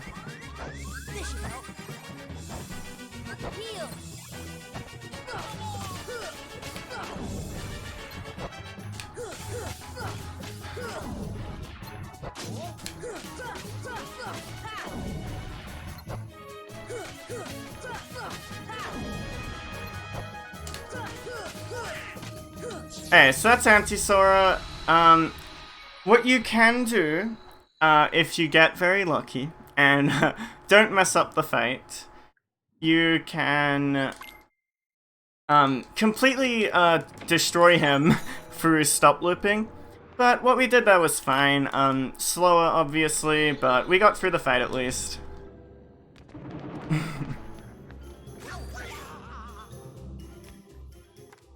Neverland is a very challenging world. We're not out of the woodworks yet.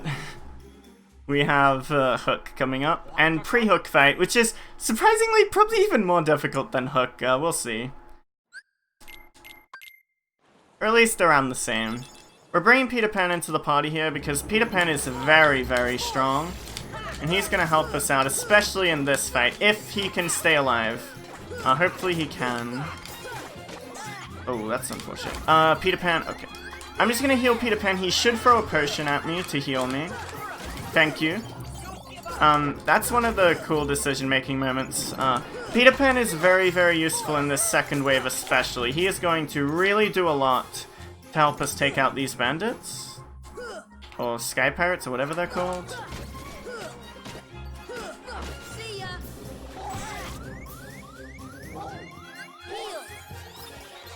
This is a really bad wave. I'm gonna bring Peter Pan back again because he's, again, very useful. It's gonna help us out a lot. All of these guys are very low, so hopefully Peter Pan and I can help take them out. Okay, so now we're into the final wave. We're gonna stop this ship, do some gravities. Peter Pan died. That's really bad, actually. We need Peter Pan to do quite a bit of damage on this ship for us. That's okay. Hopefully we can take the ship out before he does that. I was able to parry it, luckily. So we are still in good shape. Couldn't parry the second one. Hopefully we can kill him before I die. Okay. So, really unfortunate fight. We're gonna have to do the fight again. Peter Pan dying like that makes it very difficult to kill the ship. Yeah, you can parry the ship. It's really, really hard, though. I got one parry and I still wasn't able to kill him in time. Hopefully Peter Pan helps us this time and we can just kill him again. It's fine. That's how easy it is to die on level 1. Again, showcasing that. But, if we can keep Peter Pan alive, this looks like a much better start to the fight. Peter Pan died, though. I will bring him back. He is very useful in the second phase. Hopefully he cannot die. Would be nice if he lived. He is very helpful.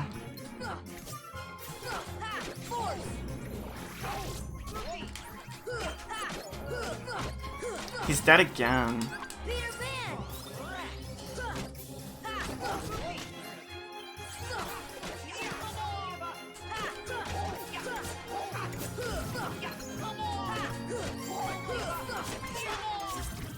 Alright, hopefully Peter Pan will help us take out the ship here. Okay, good, good. Alright, the ship's dead. So, that threat is done. Okay. That was much better. Much, much better. What I'm gonna do just for marathon safety, or, no reset safety, I guess, for what we're doing right now, is go and touch this save point. I wouldn't actually do this in regular runs, but if I were to die to Hook, I would have to redo that entire pre-Hook fight, so we're gonna go through that door and touch the save point just to get our MP back. Hook just jumped downstairs, which is an interesting start to this fight. Okay, we're gonna try and stop loop him here. Oh, I almost died.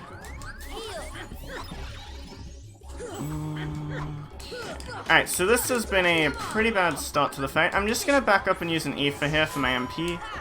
Alright, we'll deal with this DM. We just basically need to parry 3 of these attacks. I'm gonna bring back Peter Pan, because he's very useful in this fight still. We're gonna hopefully get some damage in with Peter Pan here. Come on, my boy. Where are you, Peter? Come on. Come on, Peter. Come on. Peter. Peter, my boy. Okay, he got a little bit in at the end, though. Okay, he's getting a little bit of damage in. He's dead again, that's fine.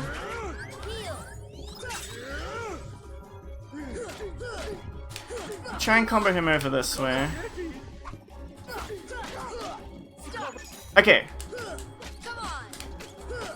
Not quite.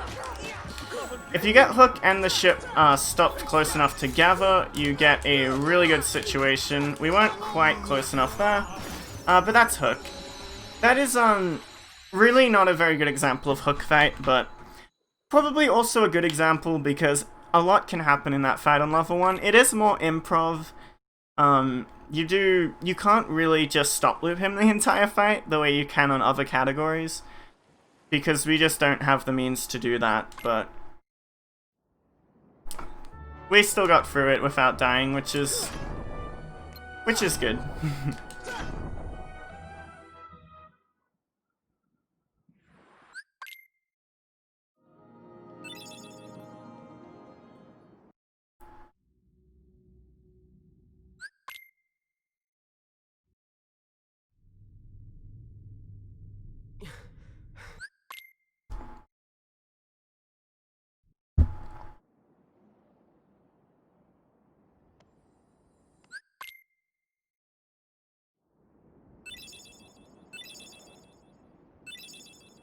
Donald Pog.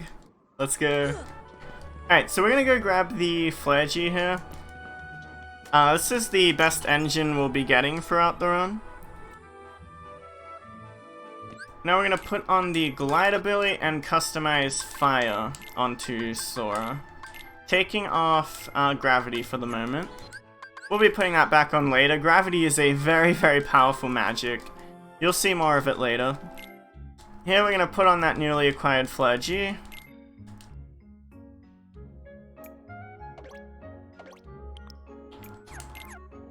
That engine is going to make us go zooming fast, and now we are going to walk back to Traverse Town and take on the opposite armor. You guys get to see some more damage storage shenanigans, and some more genie shenanigans, so hopefully he does the thing, and does it well. We'll also be using Simba here, so there is that. There's a specific movement we're going to be trying to do here. If we don't get it, it's fine, but we want to try and get up onto this roof without spawning any enemies.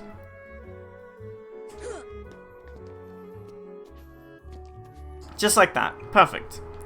So because we didn't spawn any enemies, there's something with this game where if there are enemies already on the screen, or already spawned in, all of these Rhapsodies won't spawn. And we need all of them to spawn so we can kill them all, and we can interact with the Red Trinity. So this is perfect.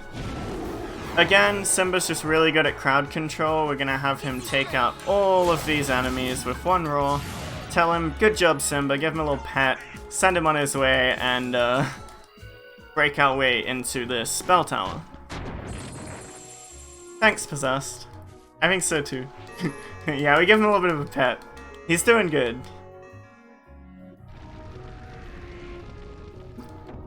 We appreciate the Simba around these parts.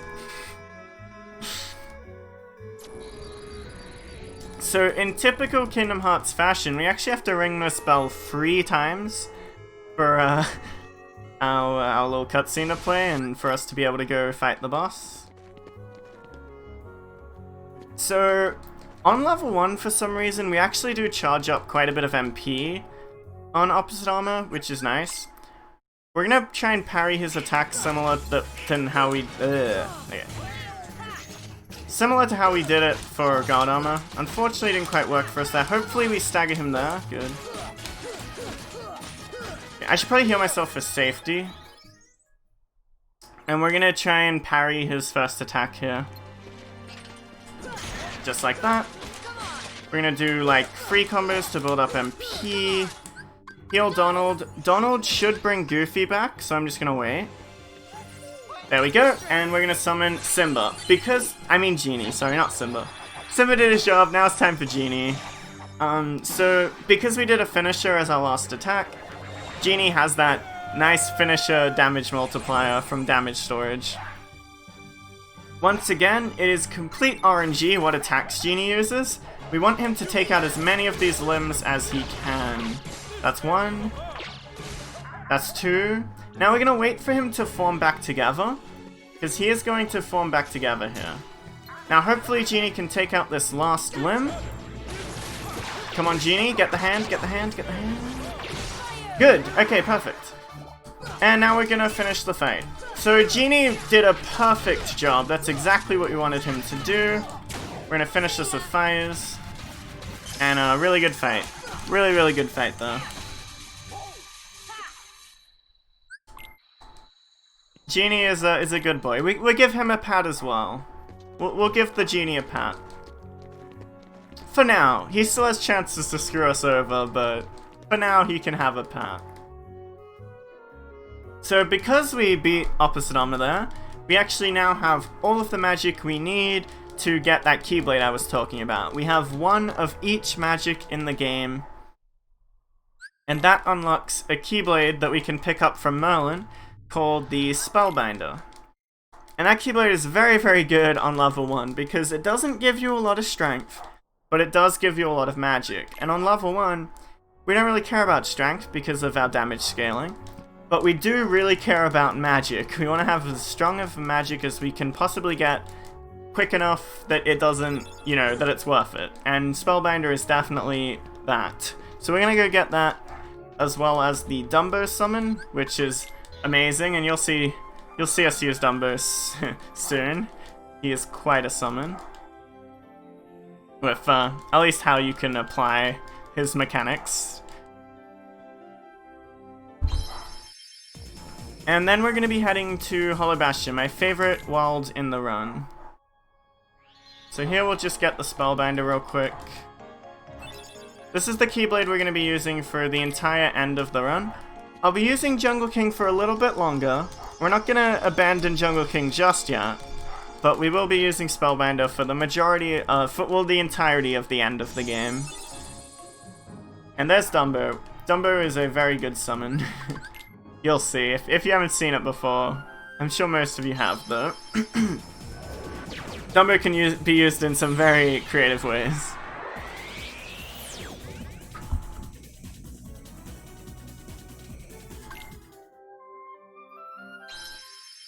So this is one of the few gummy missions where I could die if I'm not paying attention. So I do have to pay attention here. In gummy missions, we don't get that HP buffer that we get when we're Sora, so we can get one-shot in gummy missions.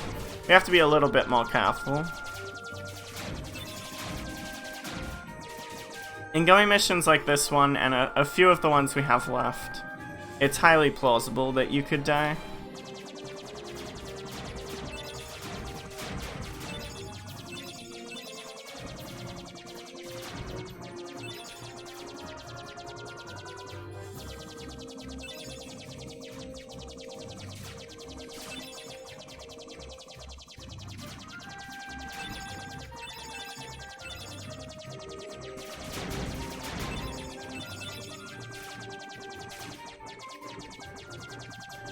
Those ships you just saw come from off-screen will one-shot you if you're positioned badly. These ones as well. They will 100% one-shot you if you're not positioned well. It's actually kind of frustrating, I guess, for casual level 1 players because you're not going to know that they're just going to come from behind you and one-shot you. But yeah, it can happen.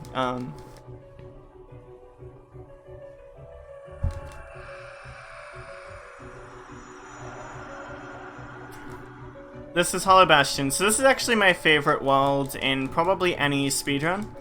It's really, really, really fun, and we get a really, really fun boss rush near the end of this world.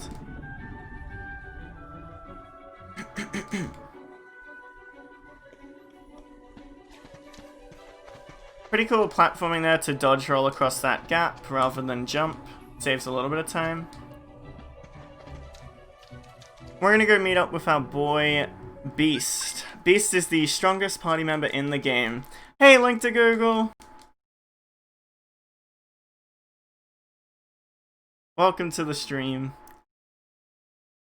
Yeah, we're gonna be relying on Beast a little bit here because we no longer have our Keyblade. And on the final mix version of the game, this wooden sword right here does 0 damage, with physical attacks anyway. With magic, it still does the same, but we'll be needing Beast's help to take out one particular enemy. But first, we're gonna steal some of his items, because we need those items more than he does.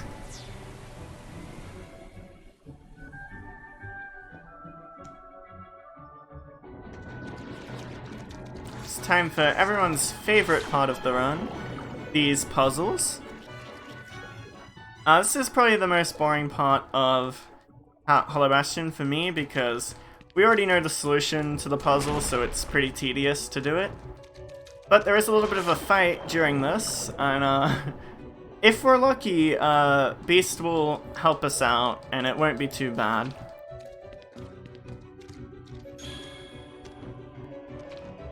He is the strongest party member in the game. We don't use him too much on level 1, because our party members are pretty good support-wise for level 1. Donald will soon be getting the Cheer ability, which is going to make him more valuable than Beast.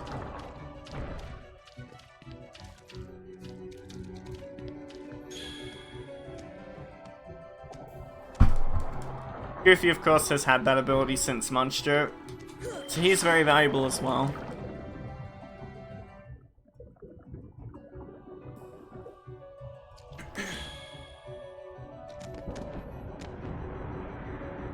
Alright, the time has come.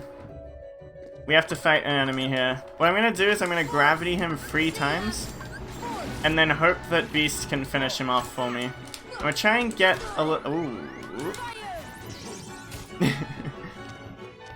I did get hit there, but we're okay. Alright, so Beast really didn't do a whole lot.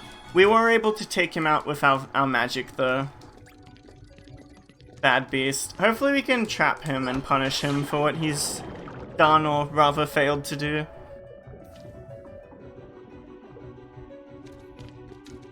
If I'm fast enough I can trap him. Damn it! He's not trapped. Okay, well, we'll have to roll with Beast for a little bit longer.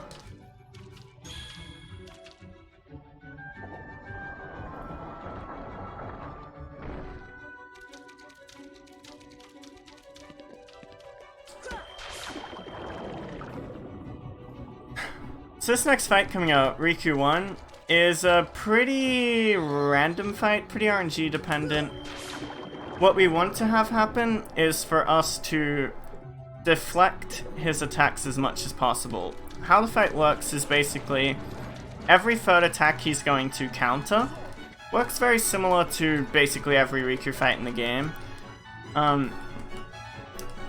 Because we have a long Keyblade with the Jungle King, the chances that we can parry his counter attack are pretty okay.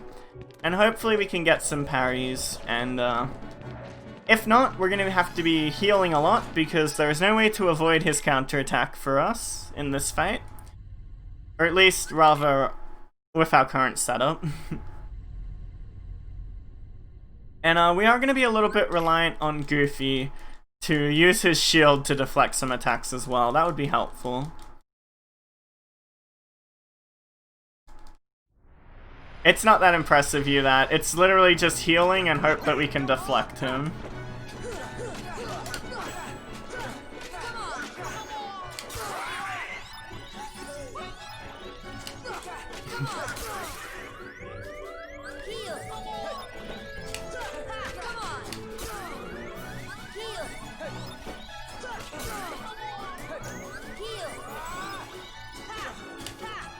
Oh my god, I messed up. This is a really bad fight so far. We're not getting a ton of deflections. Really not getting a ton of deflections. Not any at all, really. Okay, that's one.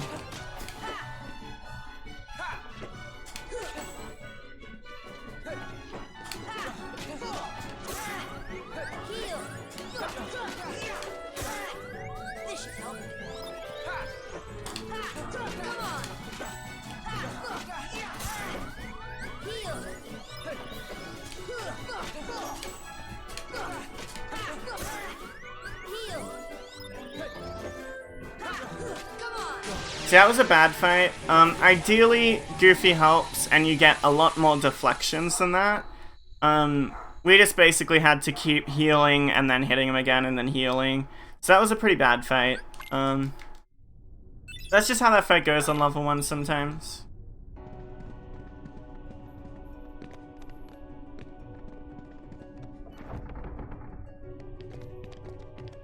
Time for some more Hollow Bastion puzzles. We're gonna grab this book, put it here. More puzzles that we already know the solution of.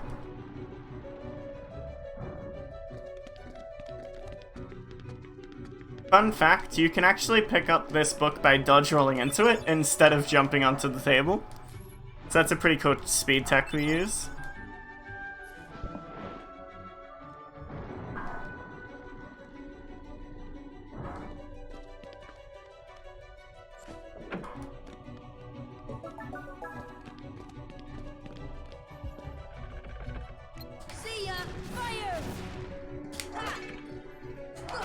We have to do some more puzzles here. This would probably be a good time for donations in a marathon setting. Because, yeah, we're just gonna be lighting up these candles, using this trinity. Some puzzle stuff. There is a kinda cool trick coming up, though. If I can get it. Sometimes I miss it. Recently I've missed it quite a bit, so we'll see. We'll see what we can do. We'll give it a go. Give it a crack.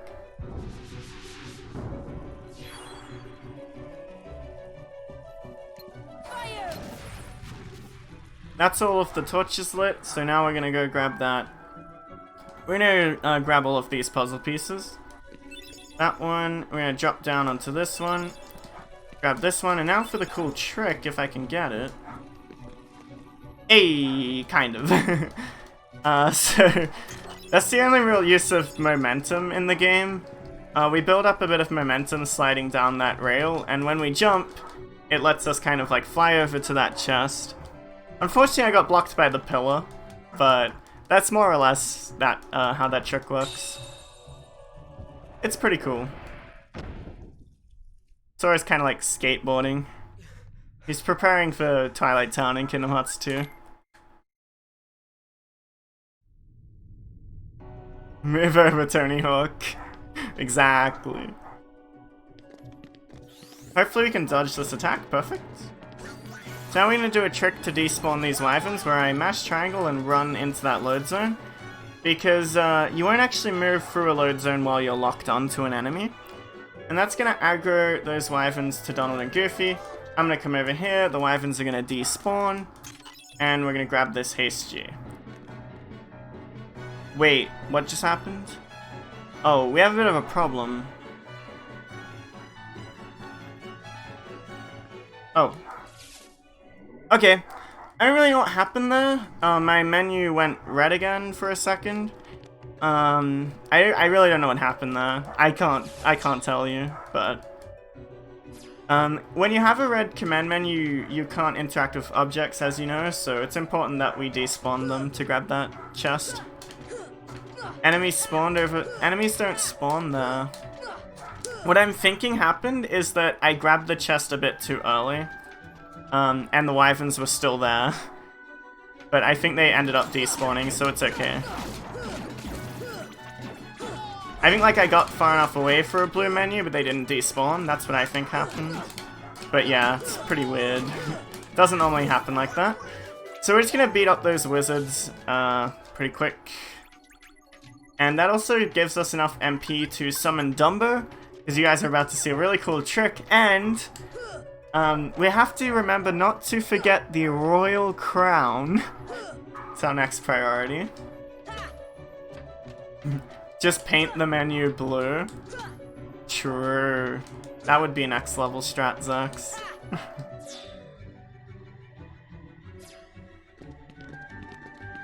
gonna grab this Trinity.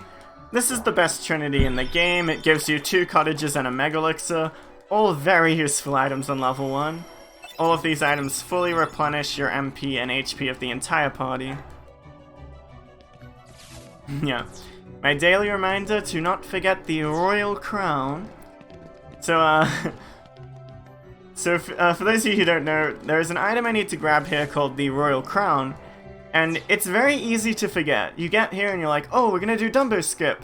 But no, we're not doing Dumbo Skip. We have to go down here and grab this item first.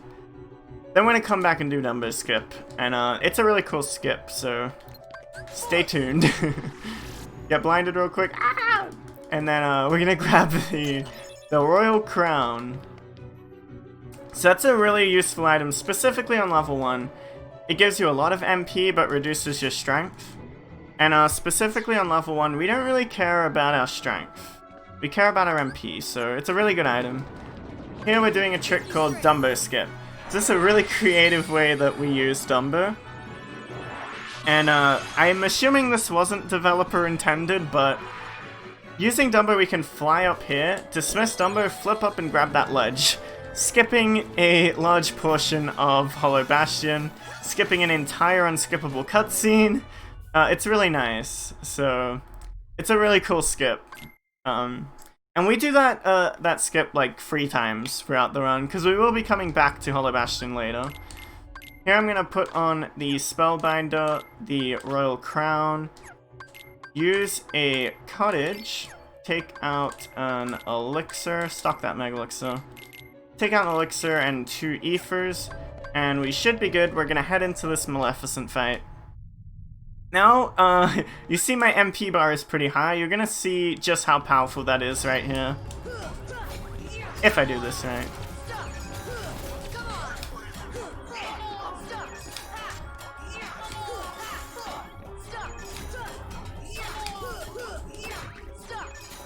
No! Uh-oh, this looks bad actually.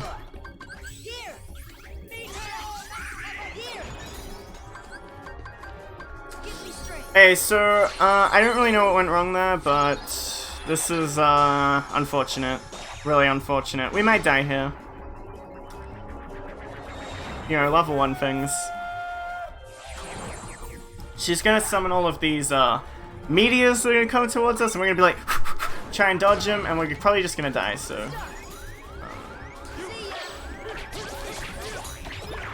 Maybe not. Maybe we'll live. Maybe. Well, we're still alive so far.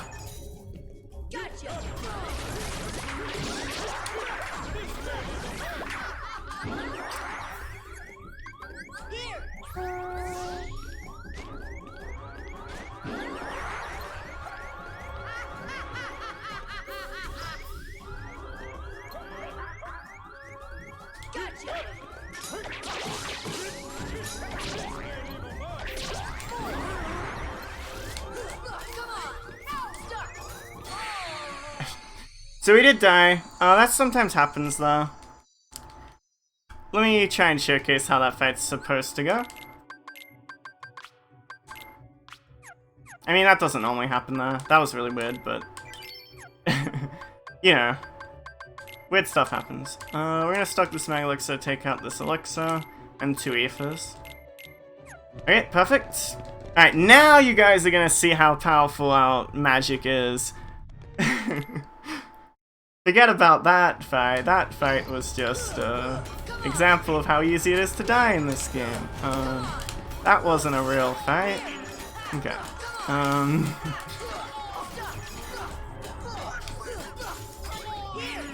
Hopefully our party members contribute quite a bit of damage here.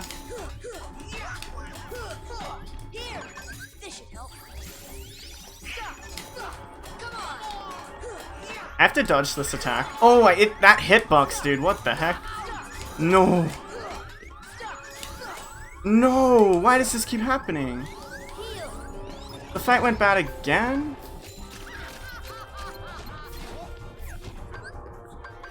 I'm trying to think of how to recover.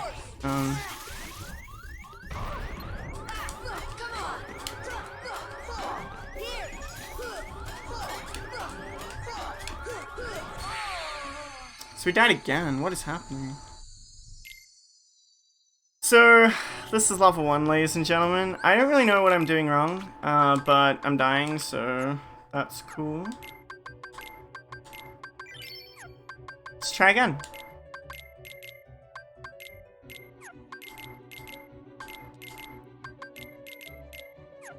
This time, you're gonna see how powerful our magic is. Yeah, I really don't know what's happening. I really don't know what's going on. It's not supposed to happen.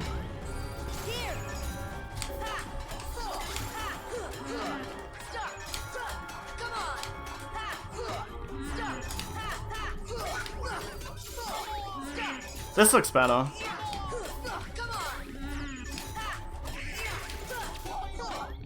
Okay, this looks a lot better. This looks like how the fight's supposed to go, so this will probably be it.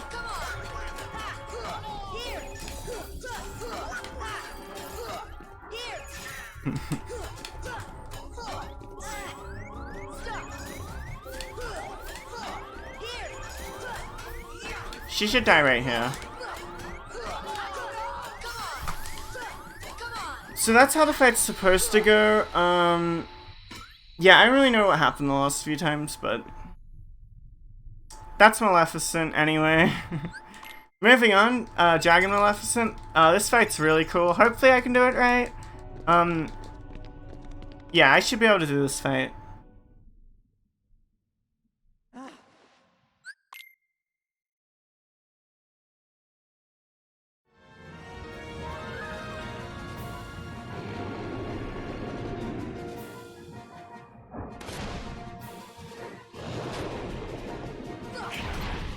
Uh-oh.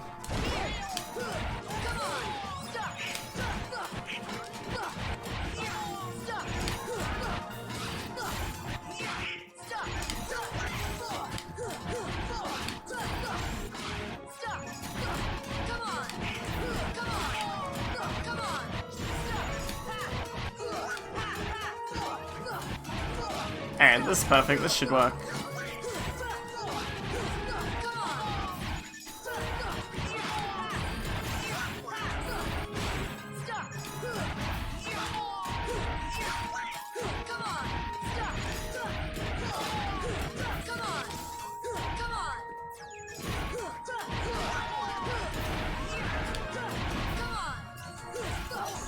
Perfect fight. So that's Dragon Mao. That's Genieless Dragon Mao. There's a easier strat where you use Genie though, but for us, we're going for the hardcore fastest strats, and that's Genieless. It's pretty hard. The hardest part is that Maleficent will always break out of the stop after a certain amount of time, so you actually do have to let Maleficent out of the stop for a split second intentionally to keep her into the stop, and that's the kind of hidden part of that fight that makes it hard. You wouldn't really notice watching someone do it, but... Now we're into Riku 2. This fight is notorious for being hard casually. We're gonna hopefully be able to just completely loop Riku and never have to deal with any of his attacks. At least after this first phase. The second phase, he is entirely loopable, if I do it correctly. So I'm gonna probably have to focus a little bit once we get to that point. But this is first phase. His counter is random in this phase, like that counter will always hit us. Reminiscent of the previous Riku fight. But that counter is the counter we want to see, because we can actually loop him like this. He never gets to attack us. Really good RNG. Really good RNG, wow. Alright, so now he's into second phase, and he will always do that counter during second phase. So we can loop him.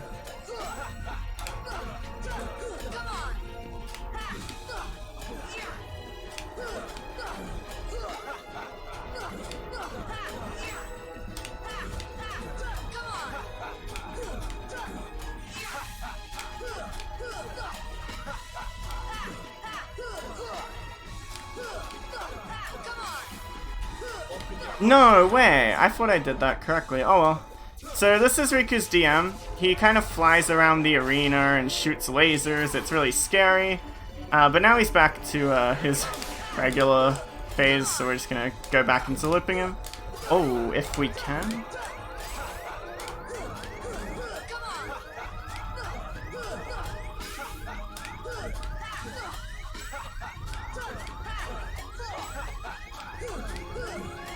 Okay, so that's Riku 2.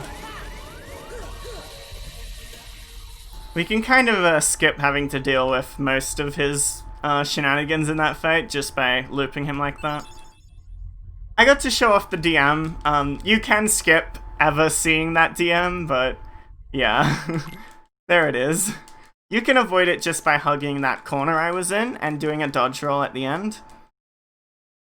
Basically avoids the entire DM, so there's a little tip for you guys. And now we've upgraded. We've definitely upgraded. We are Shadow Sora. We've been Darkness, boys. We are Darkness. Let's go. So obviously as Shadow Sora we are way more powerful, and you guys will hopefully I can show that off soon. You know, we're gonna really beat up some enemies soon. This form is like the final form. Yeah, so there's a really difficult trick coming up here called Bunkless, where Donald is gonna mistake us for a mere shadow and try and bunk us. But little does he know our power is too great, so we're gonna hopefully skip the cutscene before he bunks us. Really hard trick, hardest trick in the game, so. Okay, so I got bonked. So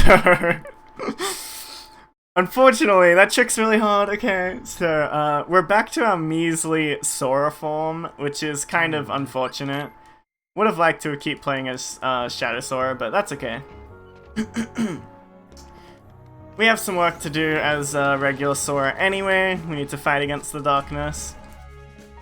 And we're gonna be getting our boy Mushu soon, and Mushu is quite a summon on level 1 specifically.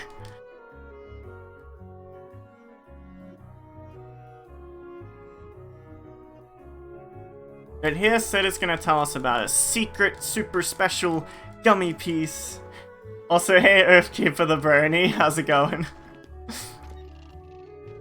And we're gonna go get that gummy piece. But before we do, we have business to attend to. Come on, Fairy Godmother. We have the fire glow. Don't hold out on me. Where are you at? Where are you at? There we at! We got Mushu, let's go! Okay. So, pretty hype. Mushu is very, very powerful. Specifically with the damage storage mechanic. You guys saw how much damage Genie was doing? Genie's got nothing on our boy Mushu. It's not even close.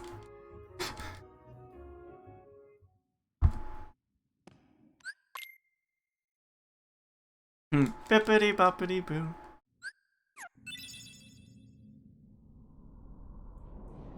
I'm doing good, Earthkeeper. I'm glad you're doing well.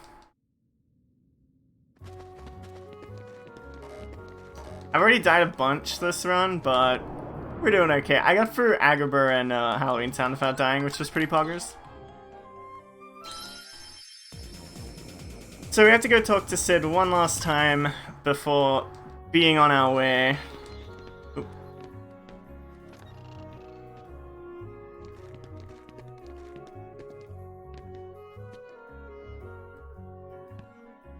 One last trip to Hollow Bastion, where we're going to do 2 more Dumbo skips, which is pretty hype. And we are approaching the end game, my dudes, so the end game of this run is the coolest part. It's largely the reason I run this category. So many really scary fights, but it's all really, really fun. We're gonna do our final gummy mission of the game. We're gonna put on the Haste 2G. Wait, where are you at? Where's the Haste 2G? There it is. Okay. And we're gonna be on our way to Hollow Bastion. So, cool little trick about this is that we've already been to Hollow Bastion, right? So, why can't we just warp back there? Well, the game doesn't actually allow us to warp back to Hollow Bastion, but the game does know we've been there before. So, after we reach a certain point in this gummy mission, we are going to be able to exit out of the gummy mission early and warp back to Hollow Bastion. Now this gummy mission is pretty scary. All of these red enemies that are spawning in are going to try and kill us. I have to kind of do specific movement to bait them around the room to live there. There are just so many Heartless ships there, it's really scary if you're not prepared for it.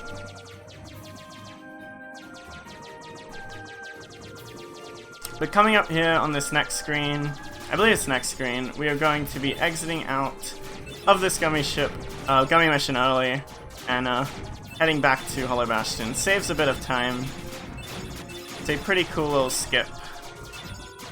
Fun fact, the skip was actually discovered by Spike Vegeta for accidentally dying during the gummy mission. So here we're gonna exit out and warp to Hollow Bastion.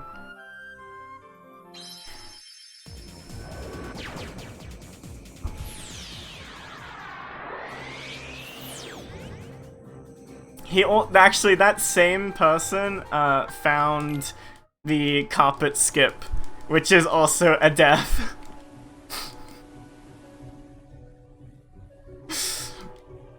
So, shoutouts to Spike. The carpet one I think was on purpose, yeah. Or at least, the beginner version of it.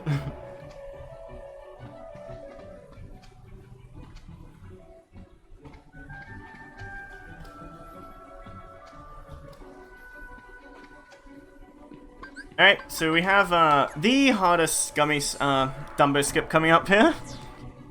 We're gonna do 2 dodge rolls forward, walk forward a tiny bit, hopefully just spawn the wizard. But nope, we spawned a red Rhapsody, which is bad. Or a red Nocturne, I mean. But we're still gonna go for it. We're gonna summon Dumbo. We need to pay attention to what the Rhapsody's doing. If we can see what he's doing. I can't see, I'm just gonna go for it. If he shoots a fireball at me, I'm probably dead. Not probably dead, but I'm probably having to redo the skip. Hey, we got lucky. So that's Dumbo skip 2. The hardest one out of all of them. Saves a lot of time though. And we're gonna summon Simba here and take out these enemies. How you going, Goofy? You good? Where are you, Donald? You good? Speaking of, I need to put cheer on Donald and customize gravity back on Sora here. Yeah, like that.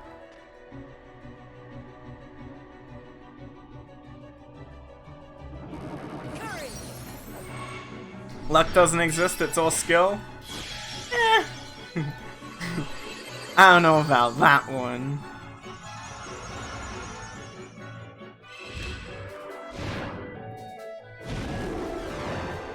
Alright, so we're gonna do free rolls with Simba to hopefully stun all of these enemies. And then after they're stunned, we're gonna do a big full roll to take them all out. Bam! Yeah, Simba's pretty good.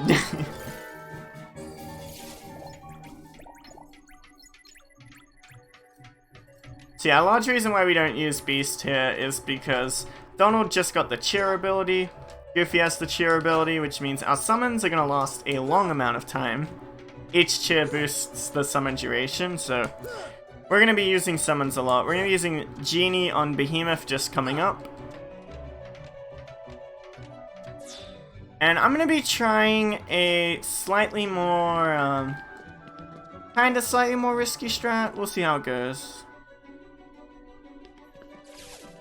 Oh yeah, there is a fair bit of RNG in level 1 speedrunning especially. For a beginner, I think it's more or less, there's a lot of RNG in endgame, but it's mostly consistent throughout the run. Level 1 there's RNG in most places. Even if it's RNG you can react to. This is the final Dumbo skip.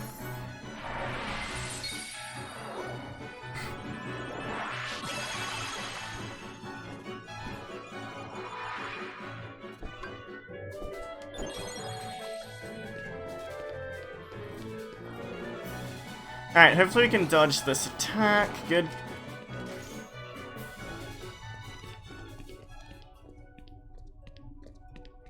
Alright, so it's time for Genie, my boys. Hopefully, Donald, thank you. Donald's gonna help us out with a nice heal there. We're on our way to fight Behemoth. But yeah, there's a lot of RNG in this game, for sure.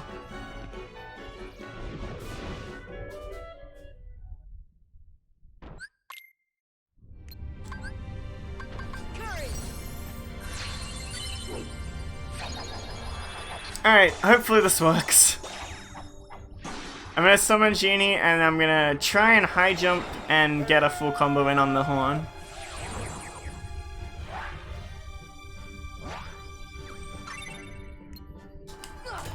Just like that. Perfect. Now hopefully Genie does his thing. We have damage storage, so all of his attacks, that's a really good start. All of his attacks are going to be doing finisher damage. Really good, Genie. Wow, Genie. Wow! So you guys know, those blue orbs do the most damage, and those yellow orbs still do quite a bit of damage. and he threw a ton of them. Hopefully he can finish him here. I feel like he should be able to. Come on, Genie. Yeah, let's go. Okay, that's really good. That's a gold behemoth. I've never had Genie give me that good RNG. Oh, I know you were joking, Zax. It's okay. Yeah, I know you were joking. So, we have an unskippable cutscene coming up. Pretty good time for donations in a marathon setting. There's really not a whole lot to do other than sit through it.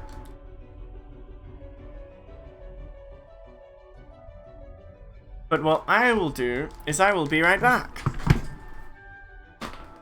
We may never meet again, but we'll never forget each other. No matter where we are, our hearts will bring us together again. Besides, I couldn't forget you, even if I wanted to. What's that supposed to mean?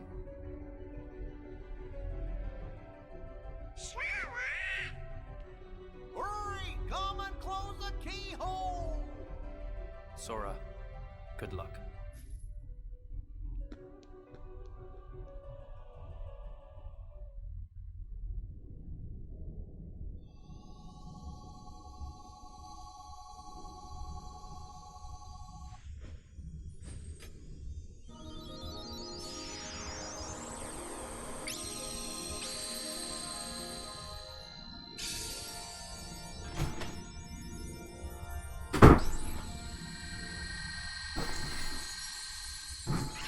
I am back. Crazy Kazi, thank you so much for the raid. How's it going, dude?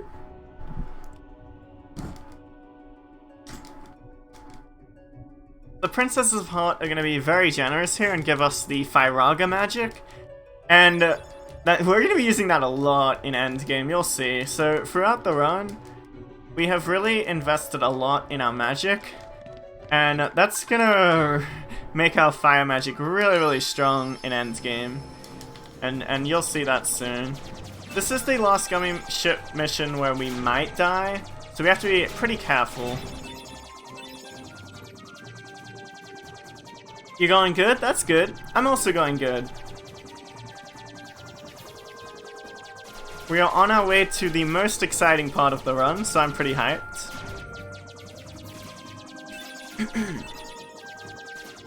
So coming up here, there's going to be a bunch of these kind of weird hexagonal ships that are going to spawn, and there's going to be like so many of them.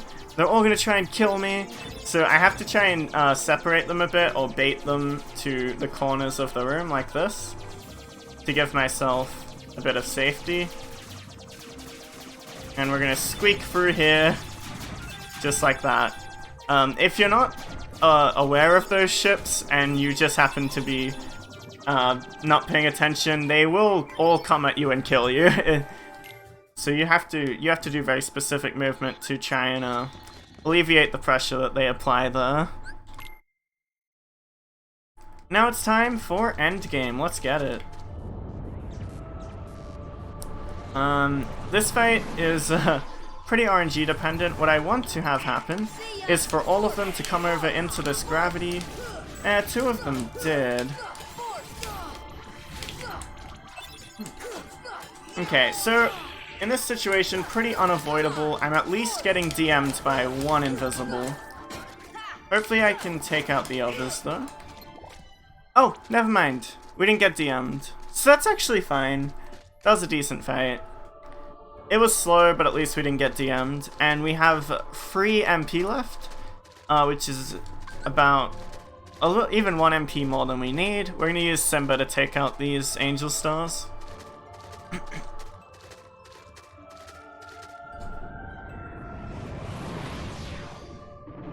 Give me strength. Simba's just going to let out one big roar and take him out.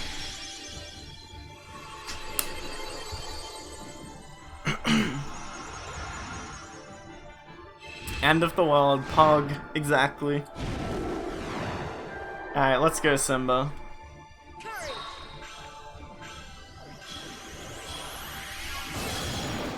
Easy.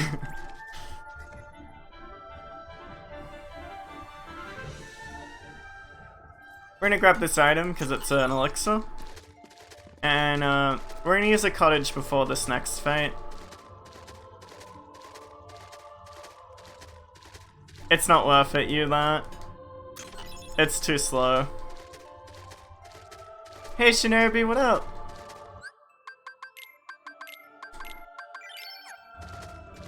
Oh, whoops. I did not mean to do that. Oh well.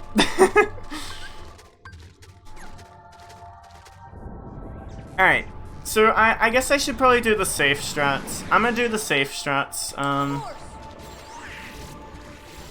There is a variant of a strat here where you knock him down with gravities. Kinda like your thing that you do on beginner, but yeah, I'm gonna do the safer strat.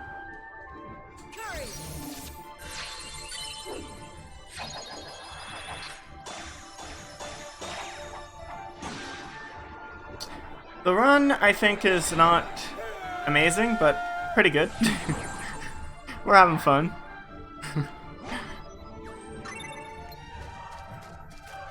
Alright, Genie. If we're lucky enough, Genie will take this guy out. Again, we need him to pick attacks that will do the most damage, which are those blue orbs. Perfect. Really good job by Genie. Genie has been a really good boy this run. He's done a lot of good for us. Yeah, there is a level 1 strat that involves using basically that strat that you use on beginner. I don't always get him to knock down with the gravities though, so I don't really go for it. But it's probably something I should practice a bit more. It is a pug tier strat. He doesn't knock down sometimes for me, it's weird. You'll have to teach me it. I need to learn from the master.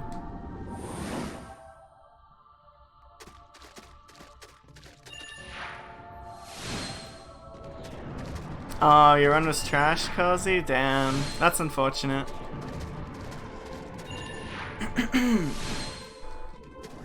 Alright. So we need Simba to take out these enemies as well. More Simba abuse to take out large groups of enemies.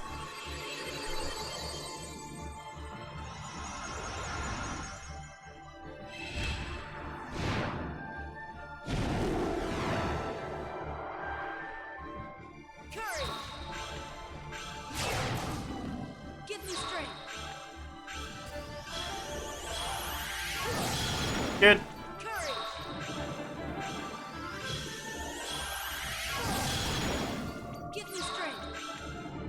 One more. Good job. So, how that works is we have to clear out a portal for each world that we haven't completed. And in this speedrun we don't complete Olympus, so we have to do that world. We don't complete Atlantica, so we have to do this world. And we also don't complete 100 Acre, but you always have to do that portal for some reason. So 1, 2, 3, 4, 5, 6. 1, 2, 3, 4, 5, 6. 1, 2, 3, 4, 5, 6. We're gonna throw an Aether. We're gonna hopefully gravity both of these guys. Oh, we might have got unlucky. So I think our gravity didn't hit on this guy. Donald, help me out.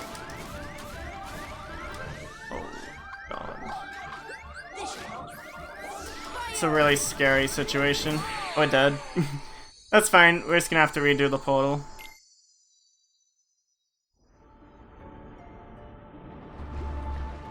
I could have healed, but you already have very little HP though. 2, 3, 4, 5, 6. 1, 2, 3, 4, 5, 6. I mean MP, obviously. Gravity, gravity, Aether. 1, 2, 3. 1, 2, 3. Oh, they missed.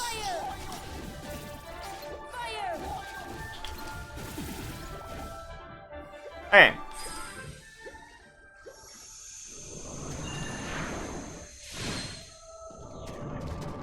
now we're heading to 100 Acre Portal.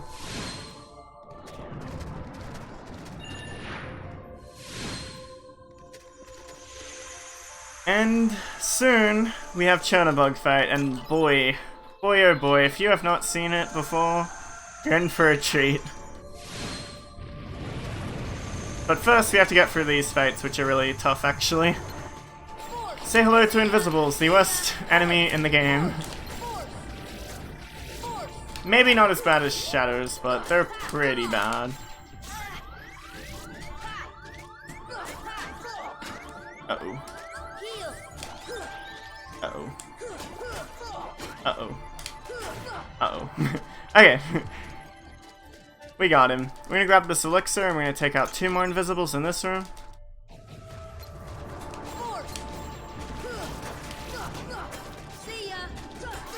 Perfect. Hopefully I can heal. Take this guy out real quick.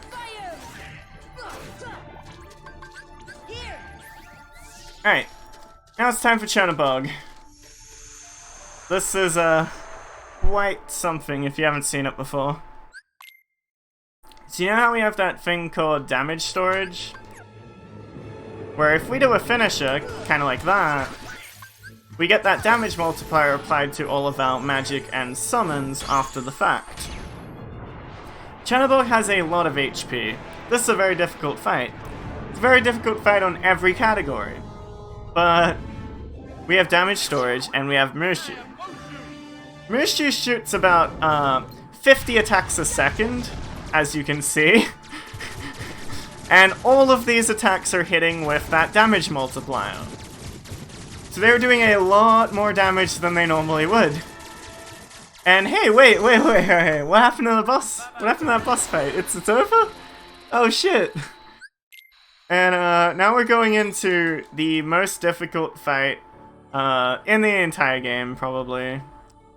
So hopefully we can get it first try. We're gonna need a ton of items to get through this, so I'm gonna take out an elixir on Sora and an ether. We're gonna give an ether to Donald, a potion. We're gonna have 3 mega ethers to Goofy and give him a potion.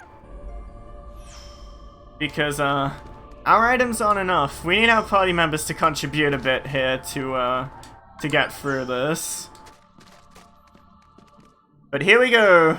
The nightmare begins.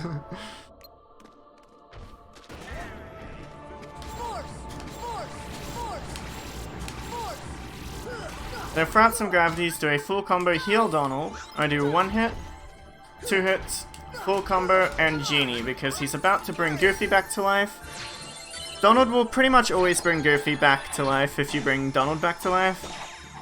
And we're gonna bring out our boy Genie. Now, you might think, well, why aren't we using Mushu? Well, we're going to be using Mushu in a little bit in this fight anyway. We're going to be using basically all of our useful summons during this fight. But we need Mushu, we need Genie to take out this behemoth for us. This behemoth also has elemental fire resistance or something like that. That makes Mushu not work. So we're back to relying on Genie for this last instance. Oof. Okay, so Genie did not do a good job. Hopefully you can take him out here. Okay, good enough. That is fine. Behemoth down. This is a very long fight. Now, we're gonna use our boy Mushu. Hopefully Goofy Mega ethers us. He did. I think Donald also ethered us, so we should have full MP here, or close to full anyway. And we're gonna use Mushu for his ordinary purpose. We're just gonna take out all these enemies. Oh, bad? Oh, that's unlucky. Uh-oh. Okay, so we got pretty unlucky. Hopefully we can still get through this without too much trouble. Damn, we're getting trolled by Dark Balls. This might be bad, guys. I might need to improv a bit. This is not supposed to happen. But this can happen. It's not supposed to. Okay. So this is bad. We lost Mushu. Damn.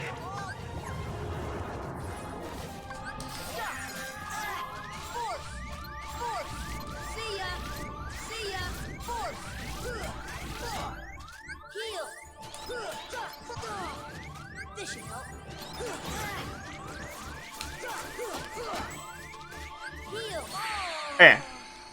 Thanks to the good luck sage. That was really unfortunate what happened in Dark Ballroom. I couldn't have really done anything to avoid that. I'll explain why that messed up the fight. Basically, what we need is we need Mushu with us when those invisibles spawn in. Reason for that is because we want all of those invisibles to attack us, so we can stop them all. However, because we didn't have Mushu, we had Donald and Goofy, and the invisibles will randomly target us, Donald, or Goofy, and they'll spread out, and we won't be able to stop them all, and it really messes up the fight. It's unfortunate, but we'll try again. Hopefully Dark Balls are a little bit nicer this time. Let's go, Genie. Good boy. Alright, Genie did his thing. Very good. Again, we're gonna summon Mushu, take out all these Dark Balls, hopefully take them all out properly this time. Alright, no Mega E from Goofy that time, but that's fine. Our MP is good.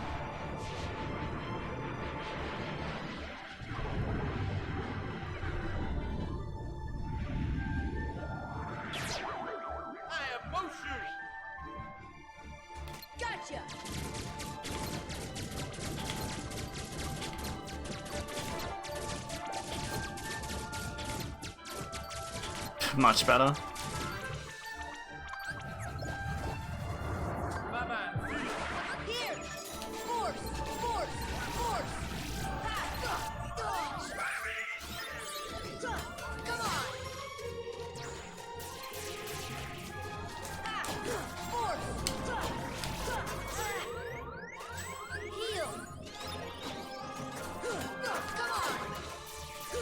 How are you alive? Die? Die. Thank you.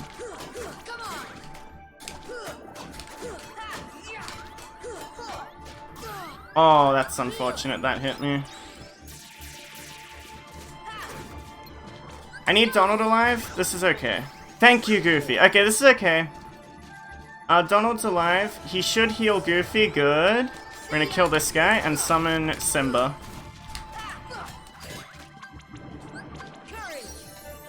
We're gonna use Simba to take out all these enemies.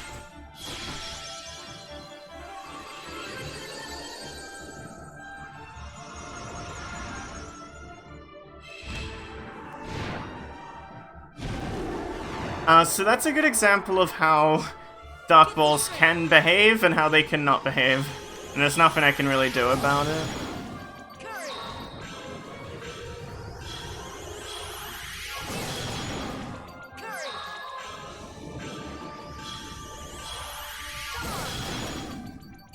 Alright, the fight's not over yet. There's one more wave we have to get through. And it is probably the scariest wave, so... We're gonna throw out some gravities on that invisible to get him really low. And we're gonna whip out our Dumbo.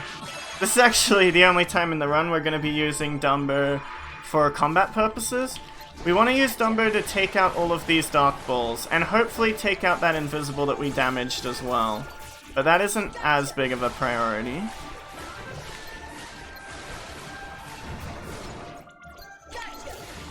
Typically that invisible will just inadvertently die while we're targeting the Dark Balls. In this instance that did not happen, and we are dead. Okay.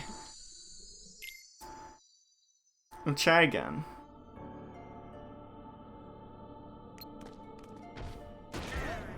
Unlucky.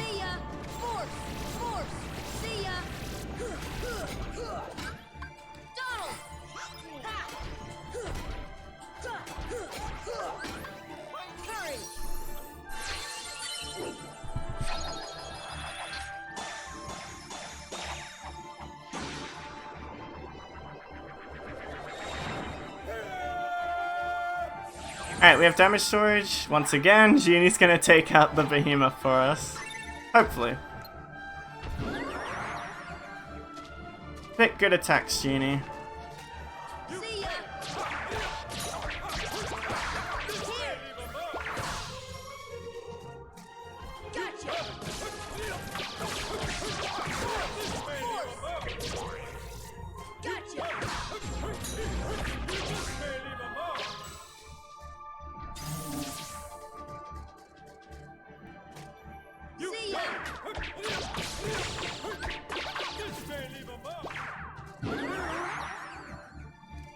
Okay. Let's go, Mushu.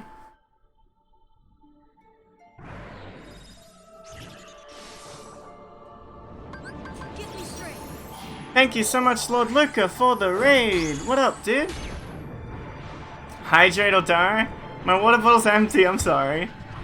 I would go get more, but we're in a pretty tense part of the run. But hey, Lord Luca people, how you going? See ya.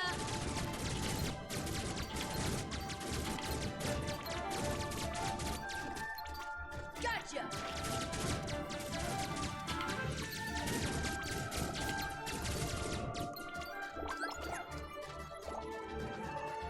Spawn, please come reappear. Please reappear, please.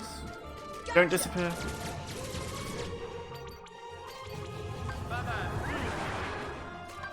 Stop. Force. Come on. Force. Here. Aw, they... Force.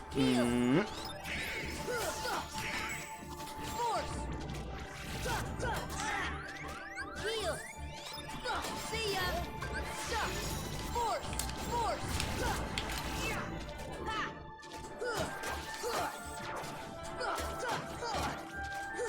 Come on. Donald. Heal.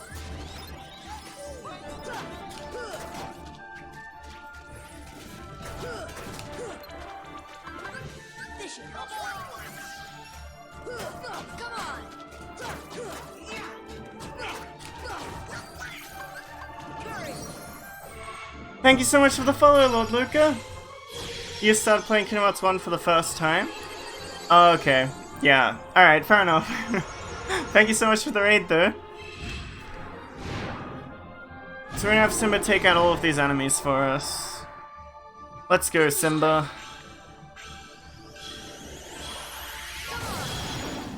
Curry. Zax, I'm not gonna die. Shush. I'll be fine.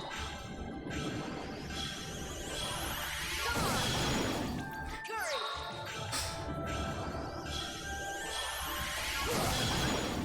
Here. Force. Force. Force. Curry. Alright, we're bringing out Dumbo. Dumbo is gonna take care of these Dark Balls for us, hopefully. Oh, I'm not hydrating, you're right. Damn it. Gotcha. See ya.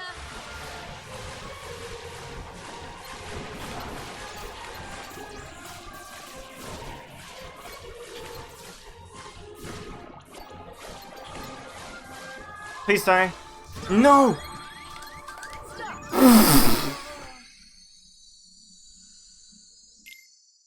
I died again! Oh my god. It's because I'm not hydrating. Monka S. Force. Force. Force. You're right, I should have hydrated. My bad.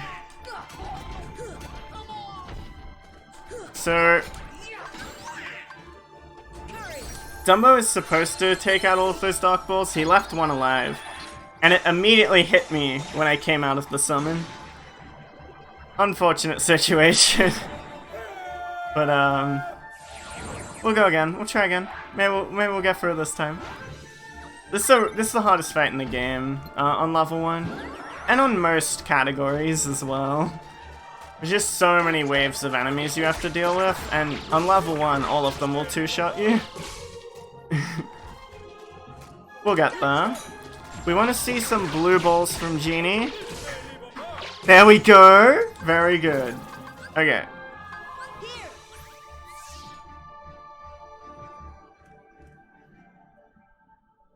Alright. Mushu time again. Take out some of these Dark Balls for us. Or all of them, preferably.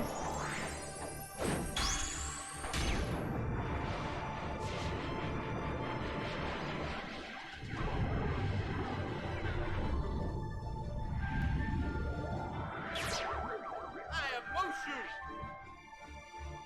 See ya.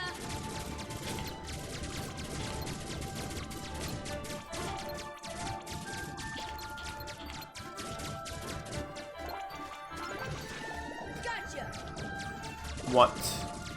He's immediately disappeared again. Gotcha.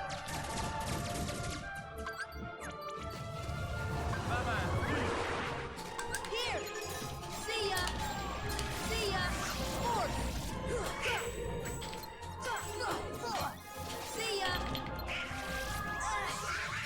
Heal.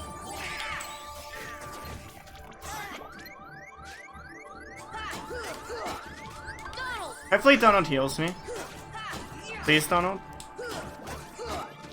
He's not gonna heal me. I have to heal myself, I can't risk it.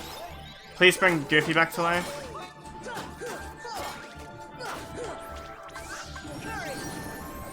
Really messy, but we got through it.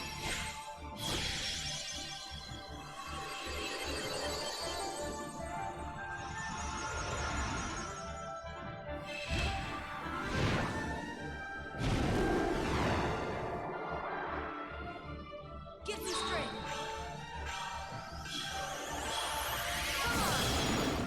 Get me straight.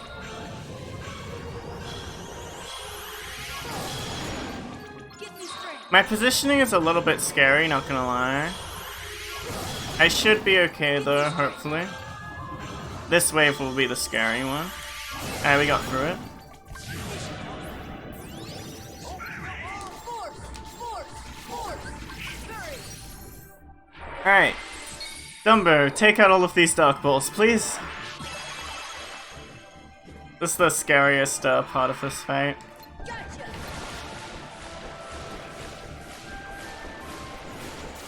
Good. See ya.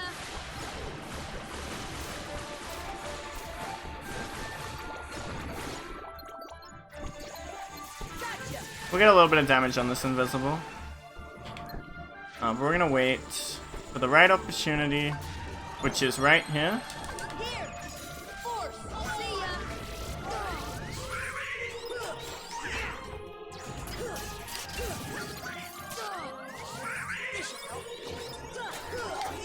Force.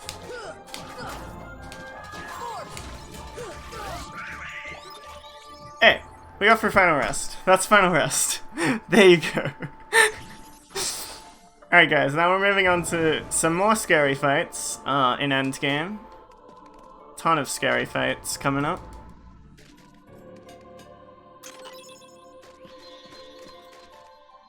But once again, we get to demonstrate how damage storage works with Mushu. And someone, he moves around a lot. He does some attacks that are kind of annoying. He has a lot of HP. He's a pretty hard fight on basically every category, except Proud Mode categories.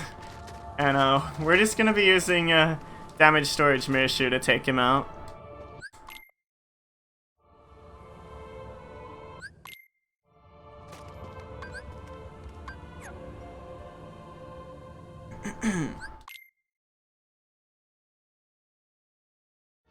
Alright, let's see what he does. Okay, he started with disc. We're gonna deflect that disc back into him. And then hopefully get a full combo off. And summon Mush.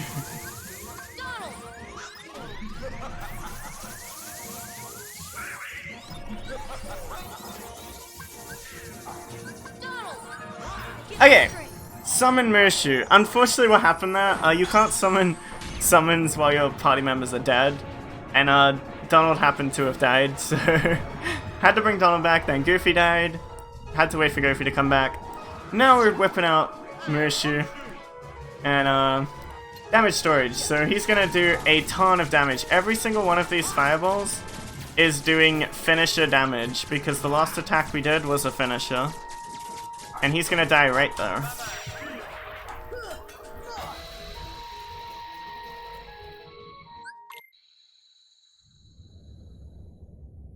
We are at Destiny Islands already. Alright. We're gonna use a cottage and take out some items, so...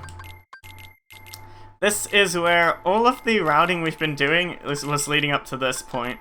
We're putting all of these items on our party members, and we're gonna use every single one of them in endgame, because endgame is really, really scary.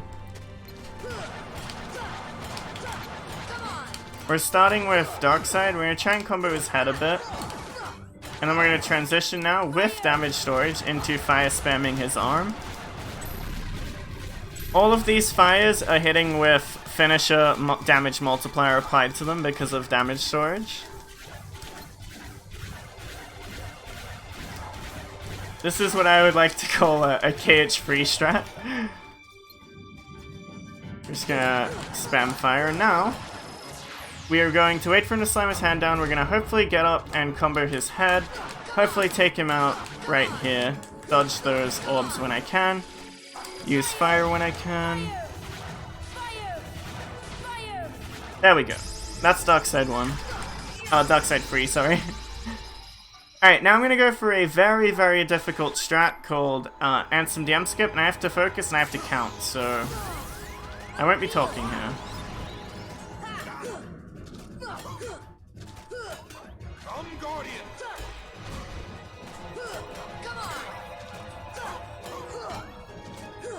Come, Guardian. Submit.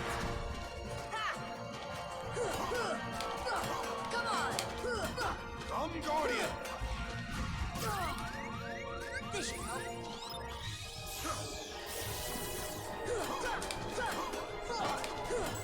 Come, Guardian.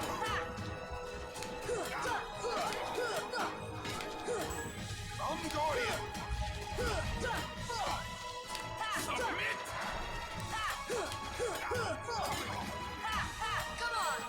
Come, Guardian.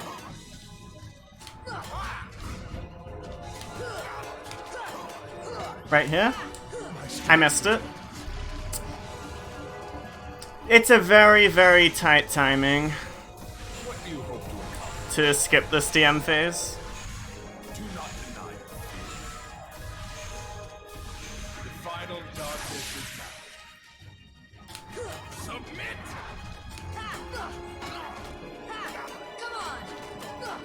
Come, Guardian. Take this. Come, Guardian.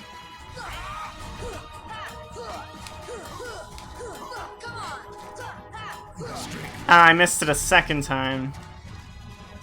2 DMs, unfortunate, but, you know, What do you hope to accomplish? this is honestly my favorite fight in the entire game. It's really, really fun. The fact that we can be so aggressive while still reacting to every attack he does is really, really cool. Like, we can get through the fight without getting hit once. Potentially. I did get hit this time, but, like, while also beating the shit out of him the entire time. It's a really, really fun fight. And there you go. Yeah, the DM skip is a really, really precise trick. So, I'm fine with missing it, though. Now it's time for Ansem Free. Hopefully I can get the quick kill. It's kinda hard. I'm definitely going for it. So I do a combo here to get our damage storage. We're gonna back up, heal, get into position and spam fire. He's gonna do one more attack, and then he's gonna wait a bit and summon some lasers. We're gonna be ready for his lasers, and we're gonna dodge them, do 2 fires, then dodge these ones, and do a few more fires. We're gonna wait for him to do this attack. He's gonna create some more lasers, and we're gonna dodge them as well.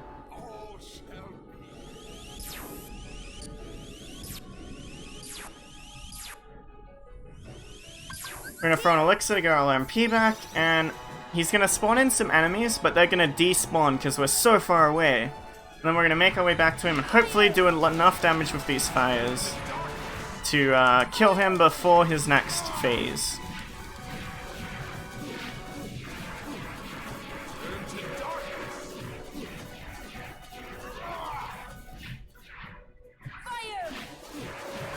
I'm gonna throw an elixir here. Hopefully do enough damage here to kill him before he starts summoning any more lasers. Okay, we were unable to do it. He's probably really, really close to death, but we have to be careful and dodge these lasers, otherwise we'll die. I'm gonna heal here, and we'll take him out here shortly. We just gotta be careful of these lasers. After this laser, we're gonna... Ooh. Well, we're just gonna finish him off here. He should die. Yeah. That was kind of risky, but I knew in my head that he was like 2 free fires off, so I just went for it. I don't recommend that if you aren't confident in knowing his HP in that fight. Alright, now it's time for Shadows. The worst enemy in the game has returned, Pog!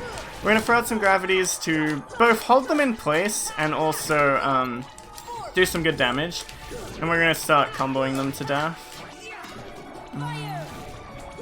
Mixing it up with some fires when we can. Ooh, unfortunate. We have to heal. Okay, I'm gonna throw out one more gravity here just to catch them all, because they're all right in the same spot. Okay, pretty good.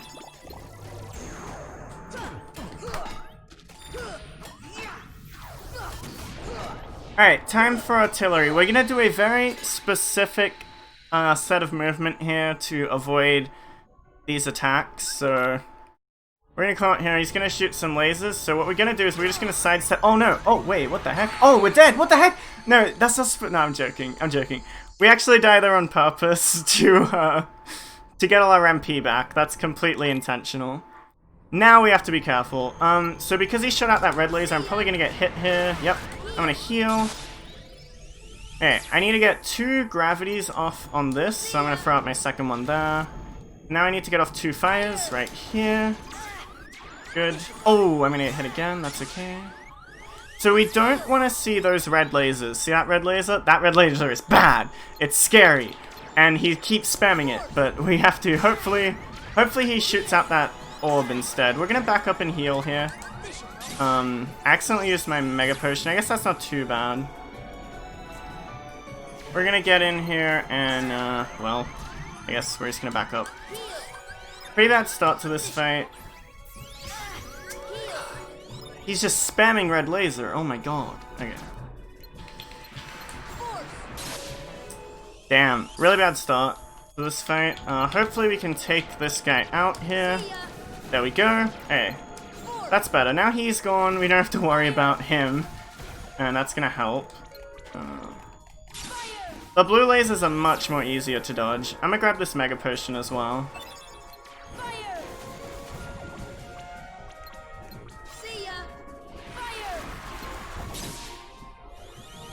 So all of these little artilleries take 1 gravity and 2 fires to take out.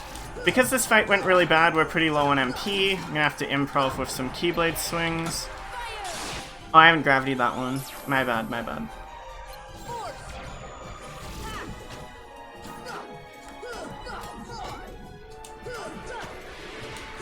Okay, there we go. Alright, that's artillery. At least we didn't die. Apart from the intentional death. We want Goofy to throw his Mega Elixir here. Please, throw it. Good boy, okay.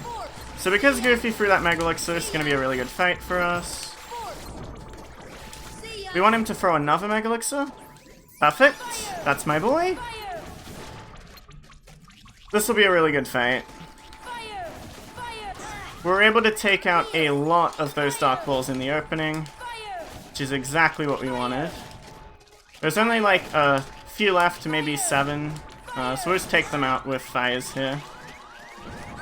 Have to be a little bit careful, they are very aggressive.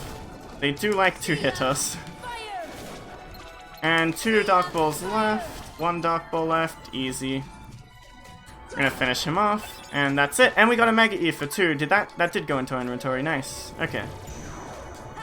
So a really, really good Dark Ball call. That's actually a gold. That's my best ever Dark Ball call. Oh, that was really good.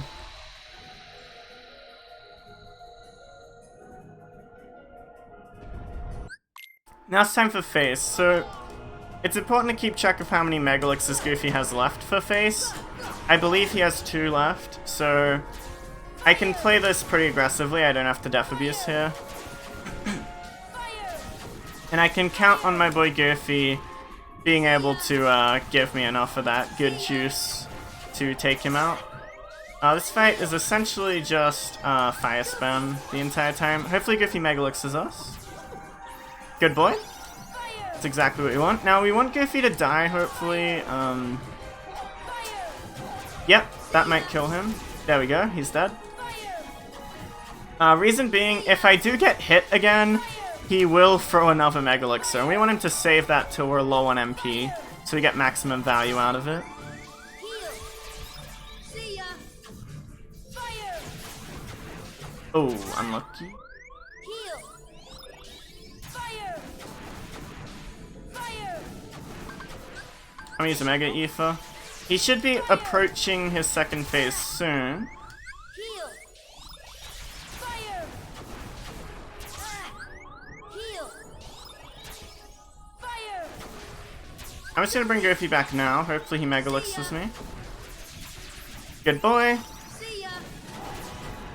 And that's Goofy's last Mega Elixir. Now he's in the final phase. We're just gonna finish him off here real quick. Fire.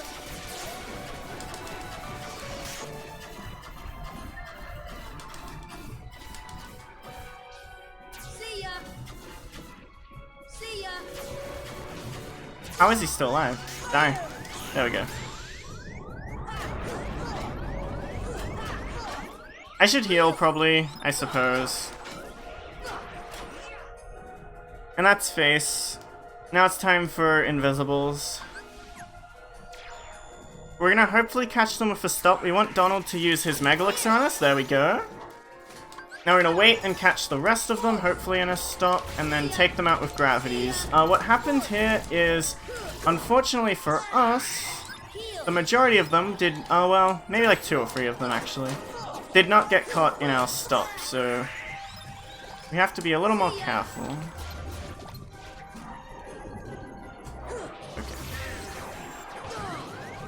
Heal. Heal. Oh, this is kind of bad. Honestly, I would probably just rather die. I could do this fight faster if I retried it, but we'll finish it off. We'll show how to recover. Or we'll just die, that's fine. It's honestly better, I think, that we die here, because Donald will be able to save his Mega Elixir. And we can hopefully just get this fight much nicer. That's better. Okay, so this is what's supposed to happen. They're all stopped, which means they're all going to die. So exactly what we want to happen.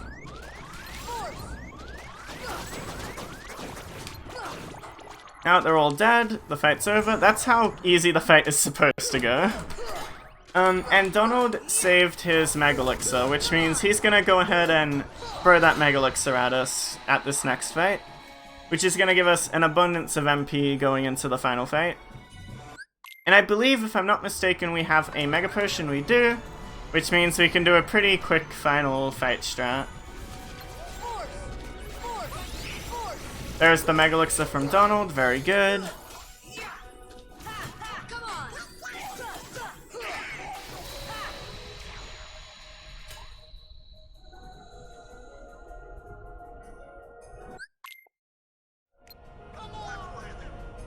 We have to dodge these lasers.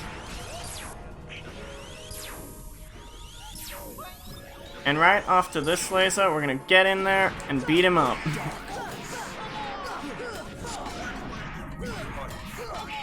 But then we're gonna back out, because he's doing a DM attack, which is really scary. After this attack, we're just gonna kill him real quick with Mushu.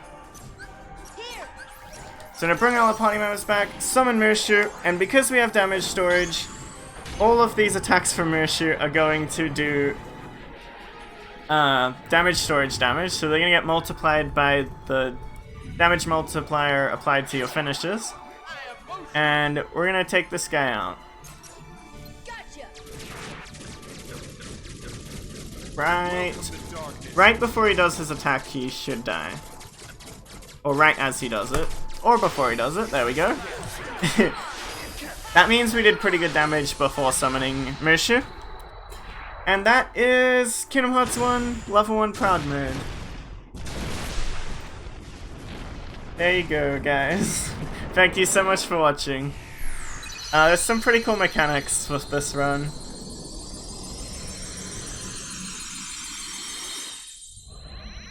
Alright. So yeah, it was, yeah.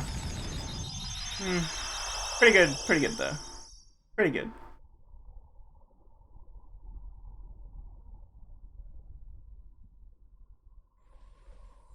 So I have 50 seconds of time save on Pot Centipede from my PB.